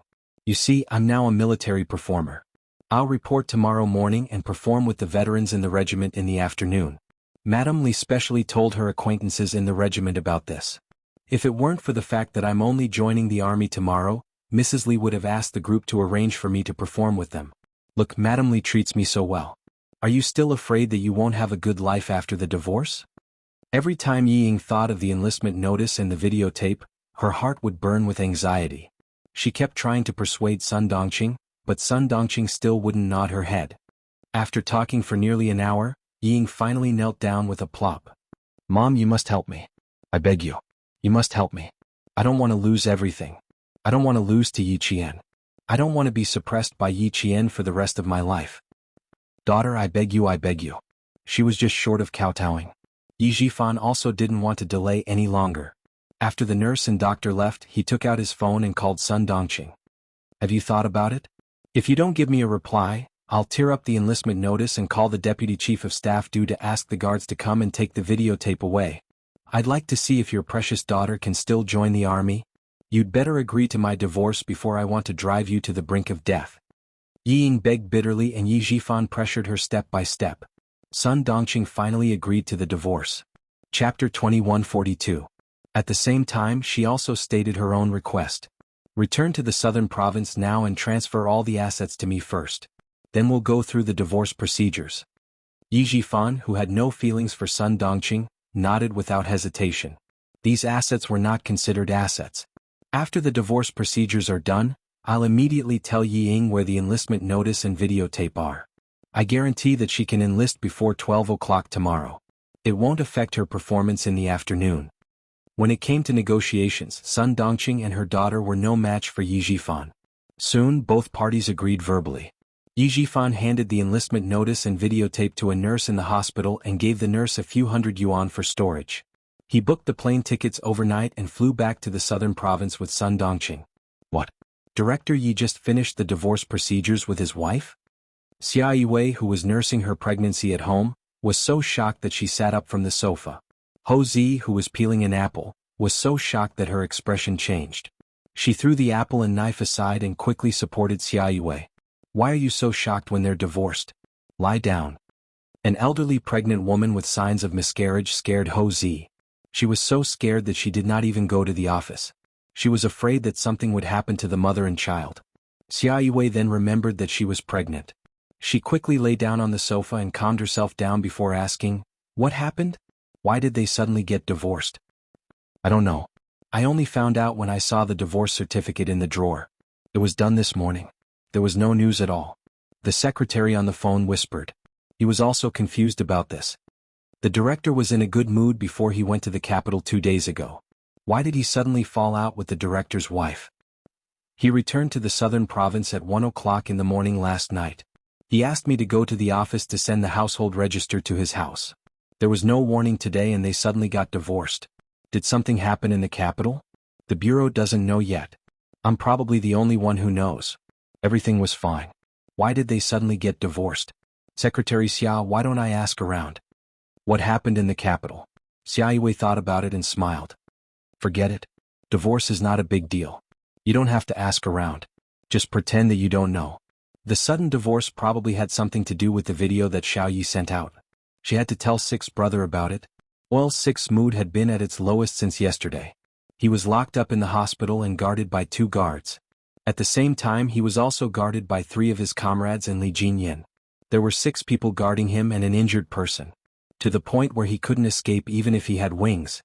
After receiving Xia Yiwei's call, Xia Jinyuan, who was lying in bed with her heart already in Yi Qian, did not have much interest in listening to the conversation. It wasn't easy for Yi Zhifan to endure the divorce until now. So be it. It won't affect him much. It's true that the divorce won't affect him much, but he went to the capital and suddenly rushed back overnight. He finished the divorce procedures this morning. You can find out what happened to him in the capital. I suspect that it has something to do with the video that Xiao Yi sent. This sentence piqued Xia Jinyuan's interest. He smiled and said, "Okay, I got it. Take care of yourself. I'll keep an eye on him." The four comrades in the ward who were playing Level Up did not hear the other words clearly, but they heard the words "keep an eye on him" very clearly. Han Zheng asked, "Who asked an injured person like you to keep an eye on him?" Chapter 2143. Xia Jinyuan had been in a bad mood since yesterday. He was locked up in the hospital and was guarded by 2 guards. At the same time, 3 of his comrades and Li Jinyan were guarding him. There were 6 people guarding him and an injured person. In order to prevent him from leaving the hospital and running to Nan province, the 6 of them guarded him until he couldn't escape. After receiving Xia Yiwei's call, Xia Jinyuan, who was lying in bed with his heart already in Yiqian, lost interest in listening. It wasn't easy for Yi Zhifan to endure the divorce until now. So be it. It won't affect him much. The divorce won't affect him much, but he went to Beijing and suddenly rushed back overnight. He finished the divorce procedures this morning. You can find out what happened to him in Beijing. I suspect it has something to do with the videotape Xiao Yi sent. Xia Jinyuan's interest was piqued. He smiled and said, "Okay, I got it. Take care of yourself. I'll keep an eye on him." The 4 comrades in the ward who were playing Level Up didn't hear much except for the words, "keep an eye on him." Han Zheng asked, "Who asked an injured person like you to keep an eye on him?" "It's not a person. It's a private matter. I have to keep an eye on Yi Qian to prevent him from being snatched away." Xia Jinyuan put down his phone and looked at his comrades who were brazenly playing Level Up in front of him. His thin lips curled up slightly, revealing an elegant smile. "Why don't you play with a little money? If you don't play big, a few yuan per round is fine." Li Jinyan, who had played a card, coldly exposed his comrade's plan. "You want us to go back to the military headquarters to drink cold water and sit in a dark room, right? No matter how big the game was, gambling was prohibited in the military. Captain, you're so evil. I almost fell for it," Han Zheng said as he held down the K7 card with one hand. Wait, I still have a pair of spades. Up. My 2 of spades is the biggest. Are you kidding me? We agreed not to remember the cards. Do I even need to remember the cards? I remember it with one look. Do I need to remember the cards? Remember at a glance? Isn't that just memorizing the cards? Han Zheng and V8 laughed and reprimanded each other. Although it was a little boring to watch over the disobedient wounded, it was still okay to play cards. They had been fighting since yesterday and took turns to rest at night. They had been fighting since the morning and it was almost time for lunch. Xia Jinyuan looked at the group of comrades he could not defeat alone. He pressed his slender fingers against his forehead and then asked Han Zheng, "Help me find out something urgent." He wanted Han Zheng to find out if Yi Zhifan had any conflicts with the Du family since he came to Beijing. Du family? How are you related to the Du family? The Du family celebrated Du Jiai's birthday last night and held a small birthday party. The people who attended were all acquaintances and friends of the Du family. One of my friends and his sister also went. Wait a moment, I'll call and ask. Han Zheng had a lot of good-for-nothing friends. If he had anything to ask, he could definitely find out everything. He picked up his phone and was about to go outside to make a call. As he walked out, he said, "Hello" to his friend. When he looked up, he saw a slender figure walking toward him. She saw him in advance and smiled faintly. "Are you going out to work?" "Damn. I'm not busy. Help me find out if anything big happened at Du Jiai's birthday party last night. I have to go now, something urgent came up. Goodbye." She finished her sentence in 3 seconds. Then she smiled widely at Yi Qian. I'm not busy. Didn't I know you were coming, so I specially came to pick you up?" Chapter 2144. It was definitely a pleasant surprise. With Yi Qian's arrival, they finally didn't have to keep an eye on the troublesome old 6. If he wasn't injured, Demon King Li would probably be the only one who could guard one room. Han Zheng, who was grinning from ear to ear, turned around and pushed the door open. Come in. Everyone is waiting for you." He made a gentlemanly gesture and said, "My humble abode is simple, and there's a disobedient fellow here. Please bear with her." Everyone in the ward looked up at Han Zheng. Because he spoke politely, they all thought that a leader had come to visit. The 3 people at the card table quickly hid their cards and stood up to wait for the leader to come in. The leader came in quickly. The person that he had been thinking about day and night suddenly appeared in the ward. Xia Jinyuan, who was lying on the bed, chased them away. "You can leave now. Go away and don't come back." Yi Qian came in wearing her military uniform. She saluted her comrades in the ward who were all higher ranked than her and said, "I'll have to trouble you to guard the ward. I have something to do with the leader at 2 in the afternoon, so I can only stay for an hour." Since he could only stay for an hour during the day, he would definitely have time at night. Xia Jinyuan thought to himself. After asking all his comrades to leave, he quickly locked the door, turned around, and took large strides to hug the girl he had been thinking about. "I missed you very much, little fox." He kissed her forehead eagerly. His kisses spread from her forehead all the way to Yi Qian's delicate lips. He didn't give Yi Qian a chance to speak. Xia Jinyuan, who missed her so much that his heart couldn't help but tremble whenever he thought of her name, occupied his territory. His large hands tightly held her waist and pulled her fiercely into his embrace. This was a deep kiss that erupted purely out of longing. The scorching hot breath that was filled with longing wrapped around her tightly, making her world only have his existence. Yi Qian, who had always been slow to react to intimacy, was momentarily stunned by the sudden kiss. With the nimble possession of his tongue and the invasion of his refreshing breath, Yi Qian's passion was instantly ignited. She missed him very, very much, just like how he missed her very, very much. The affectionate kiss was so gentle that it made her heart sink. Their inseparable entanglement made her tiptoe uncontrollably, responding to his deep affection and longing. "I missed you very much, Captain Xia. I missed you very much." She responded passionately and tried her best to tiptoe to respond to his longing. She used her actions to tell him how much she missed him too. After a long while, Xia Jinyuan ended the deep kiss. They could smell each other's breath between their breaths. His handsome nose touched the tip of her pretty nose. He looked at her deeply and their breaths were intertwined. "Sorry for making you worry." After looking at her for a long time, Xia Jinyuan held the back of her head with his big hand and let her bury her head in his chest. He didn't dare to look at her. He was afraid that he would see tears that would make him sad. "I'm sorry, my love. I'm sorry, my love. I'm sorry to have frightened you." He couldn't say he was sorry directly. This was the responsibility of a soldier. He couldn't say he was sorry. This was something she had to get used to and accept as a soldier. All of the apologies, all of the guilt, could only be repeated over and over again in his heart. Chapter 2145. Yi Qian didn't dare to hug his injured waist. She clutched his hospital gown tightly and took a deep breath before answering softly, "I was very scared when I left, but everyone told me that I had no other choice but to believe that you would return safely. I was very scared, but I always believed that you would come back safely." She understood him. She knew how he felt when he hugged her so tightly. She knew that he felt guilty and wanted to apologize to her, but she also understood why he couldn't say, "I'm sorry." She knew and she understood. Her gentle answer made Xia Jinyuan, who had never shed tears even when he was injured, suddenly feel warmth in his eyes. Under the light, tears glistened in his deep and bright eyes. He was so lucky to have met a lover who understood him, and how lucky he was to have met her. "Don't be afraid, don't be afraid. You're still waiting for me. How can I let anything happen to me? Don't be afraid, don't be afraid. I'll be fine. For you, for myself, for my comrades, and for the country I'm loyal to, how can I let anything happen to me?" He stroked the top of her head with his large hand and comforted her. "It'll be fine. Don't worry, little fox. You're looking forward to my return. How can I bear to destroy your hope? I said before that I'll grow old with you. This is a promise I made to you. I can't go back on my words." How could he bear to let the person who loved him be sad? How could he bear to let her live alone in the future? It was so difficult to open her heart. Once he left, there would be no room for another man in her world. He couldn't bear to let her be sad, he couldn't bear to let her be lonely, and he couldn't bear to leave her alone. There were so many things he couldn't bear to part with. How could he let himself leave her? Xia Jinyuan held the back of her head tightly and slowly closed his eyes.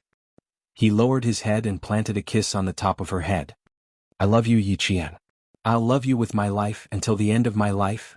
He would love her so deeply, loving this lover who made his heart ache and made him pity her.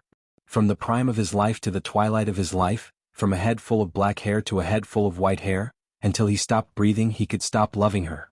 Yi Qian, whose eyes were moist, bit down hard on his lower lip, forcing back the sobs that were about to come out. "Remember my words, little fox. I will try my best to come back and see you.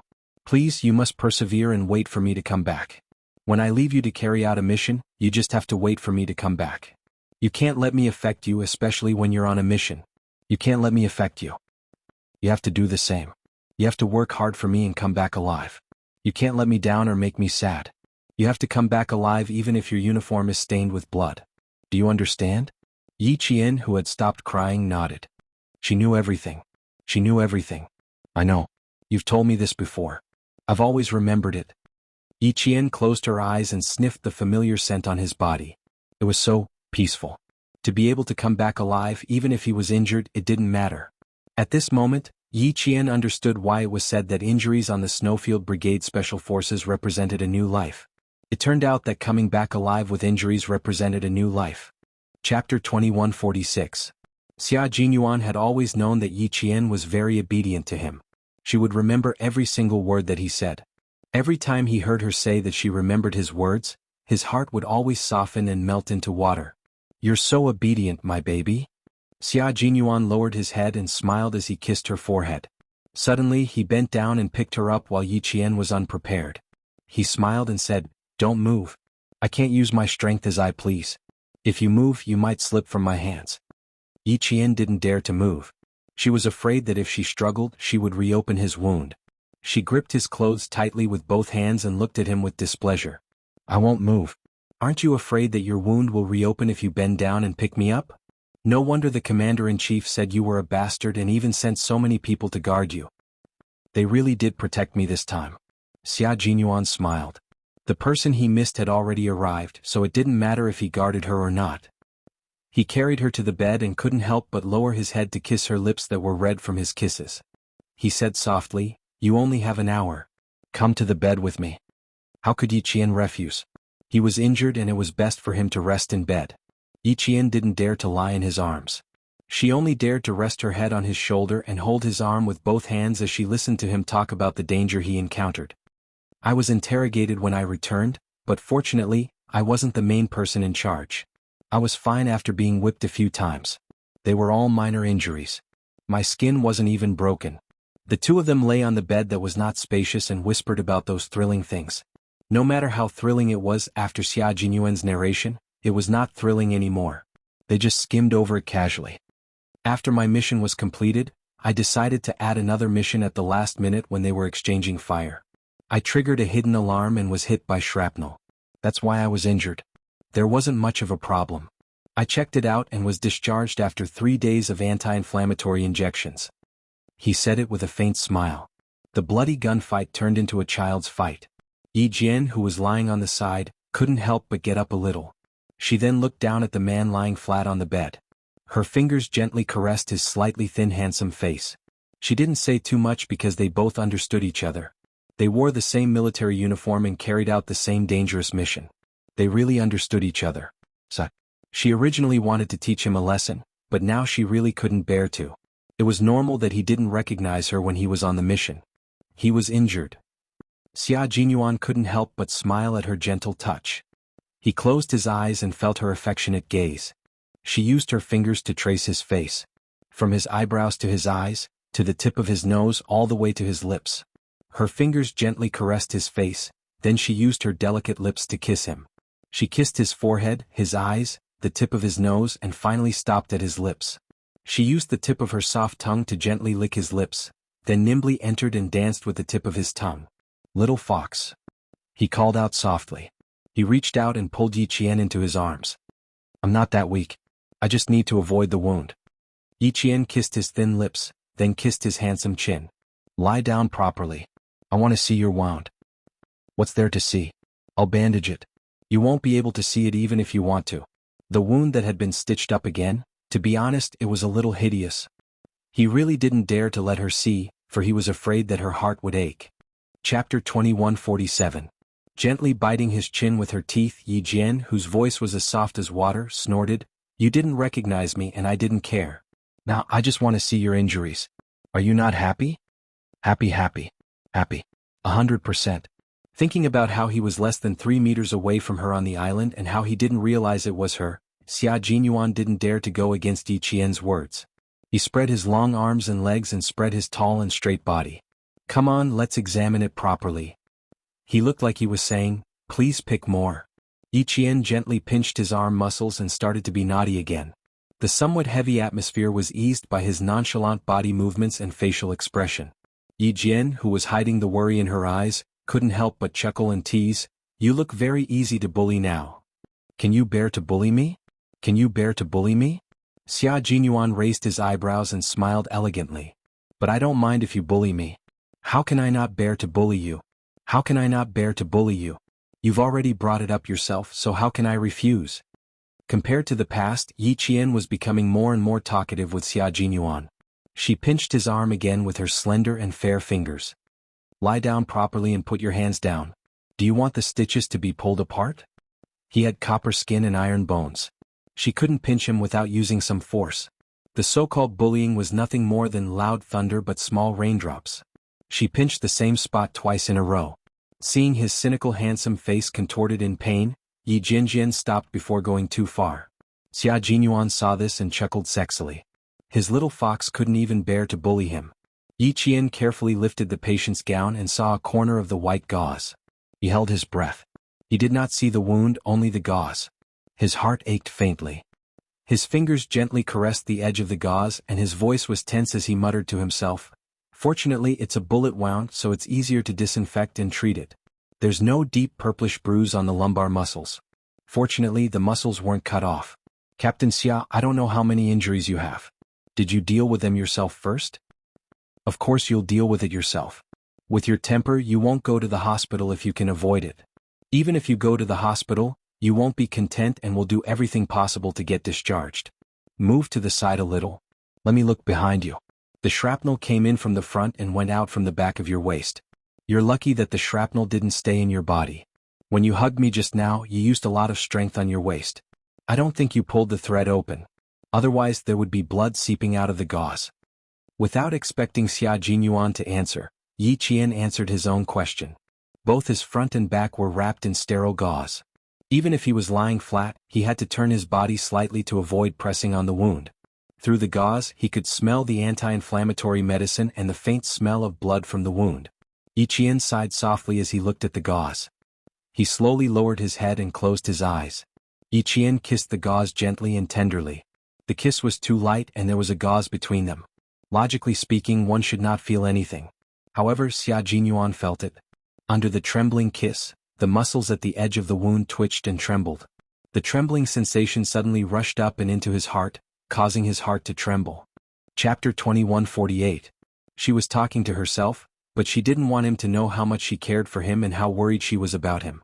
Xia Jinyuan, who felt as if something was stuck in his throat, looked deeply at his lover. His voice was hoarse as he said softly, I'll let you see when the gauze is removed. Don't look now. Be good. Put down your clothes and sleep next to me. I want to look at you. Yi Qian gently put down her clothes and went back to sleep next to him. Both of them were lying on their sides looking at each other. Their eyes were on each other and they couldn't get enough of looking at each other. Neither of us can guarantee that we won't get hurt in the future. We can only try our best to minimize the degree of injury. Therefore, little fox, you must be diligent in your training and not stagnate. You must improve year after year, month after month. Don't be sad. It's normal.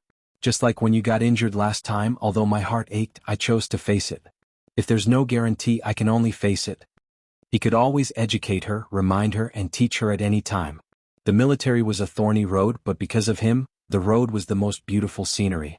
She couldn't help but gently touch his handsome features that couldn't hide his noble temperament. Yi Qian gently rubbed the tip of her nose against his. She gazed at the man who was like a pine tree on a cliff. She gently kissed his thin lips and said something that surprised Xia Jinyuan. I like kissing you. With this sentence, Yi Qian's lips almost broke. Fortunately, Han Zheng knocked on the door in time, interrupting the deep kiss. I'm sorry, I really have to disturb the two of you for a while. I've been standing outside for more than 10 minutes and the two of you can't stop kissing. It's a little urgent, so I had to disturb you. Han Zheng knew the relationship between the two of them, and he was deeply sorry for interrupting their intimacy. However, he had no choice. He really had something important to say. Under Xia Jinyuan's knife-like gaze, Han Zheng, who felt that his body had been shot into a lotus pod, was under immense psychological pressure. He quickly told Xia Jinyuan everything he had heard. Ying attended Du Jiai's birthday party last night. Mrs. Li introduced Ying to her friends and even jokingly told her friends in the capital political group that she would take care of Ying. Mrs. Li's son, Li Yuan, accompanied her. Yi Zhifan, who was supposed to accompany them, didn't go. At around 10 at night, he took a flight back to southern province. Then this morning Sun Dongqing and Yi Jifan suddenly divorced. Well, this is what I heard. In short, Mrs. Li is very satisfied with Yi Ying. Then those who attended the banquet, including my friend and his sister, all think that Mrs. Li probably wants Li Yuan to marry Yi Ying. That's all. Sorry for bothering you. Goodbye. After telling Xia Jinyuan everything he had heard, Han Zheng didn't waste a second. He sensibly got up and left quickly, not giving Xia Jinyuan a chance to shoot daggers at him. Interrupting their deep kiss had already made him suffer 5 minutes of knife throwing. If he didn't stay any longer, he was afraid that old Six Fist would hit his face. Yi Qian couldn't help but squint as he listened to this rather complicated and bizarre story. It sounded bizarre and unbelievable, but after thinking about it for a while, he understood. She looked helplessly at Han Zheng, who was running away. She pursed her lips and said to Xia Jinyuan, "You were the one who asked him to find out, and now you're blaming him. Captain Xia, aren't you afraid that Han Zheng will cut ties with you?" Chapter 2149. We've been breaking up with each other since we were kids. We've broken up countless times, but we've never succeeded. Xia Jinyuan, who was counting the time in his head, half-hugged Yi Qian, who was sitting on the edge of the bed. He rested his chin on her shoulder and stole a kiss on her earlobe before getting down to business. Sun Dongqing must have rushed to Beijing last night because of the videotape. Yi Qian sneered and said calmly, "I'm 100% sure that she brought the videotape into Beijing." Sun Dongqing is a very old-fashioned person. When she saw the videotape, she would most likely beat Yi Ying up. Wearing a military uniform to attend Du Jiai's party, it seems like Yi Ying was badly beaten up. She had to wear a military uniform to cover up her injuries. Otherwise, with her love for beauty, she would have worn a little dress to appear in front of everyone. Yi Qian, who knew Sun Dongqing well, was not there, but he could guess a little of what happened. This was the meaning of the saying, "Know thyself and know thy enemy, and you will never be defeated." Xia Jinyuan liked this side of Yi Qian very much. She was very smart and quick-witted. She could find the right direction with just a few clues. This side of Yi Qian made him fall in love with her. Yi Qian patted the hand that kept stroking her waist and felt itchy. She continued her analysis without being interrupted. Yi Jifan did not accompany Yi Ying to the Du family's house during the day. I'm afraid he didn't want Yi Ying to go either. In the end, Yi Ying went. Yi Jifan was afraid that Mrs. Li would find out about the videotape. He didn't want to implicate himself, so for the sake of his career, he proposed a divorce that night. The process was definitely not good. Sun Dongqing would not accept the divorce, but Yi Ying had already won Mrs. Li's favor. She even went out with her son. She thought that she could marry into the Du family smoothly. Li Yuan. In her previous life, she only knew that Yi Ying's husband's surname was Du, and her mother-in-law's surname was Li. She didn't know that her husband in her previous life took Mrs. Li's surname. Xia Jinyuan kissed Yi Qian's earlobe again and said with a smile, "Go on. It's not Detective Holmes. It's only because I know Yi Jifan well." Yi Qian, who had been kissed by him several times, smiled slyly. He turned his head and bit his ear in revenge. When he heard him suck in a breath of cold air, his dark eyes smiled as if he had succeeded. "I sent the video to Mrs. Li for 2 reasons. First, I wanted to cut off Yi Ying's escape route. Second, I wanted to scare Yi Jifan. But I didn't expect that he would be so afraid that he would divorce Sun Dongqing."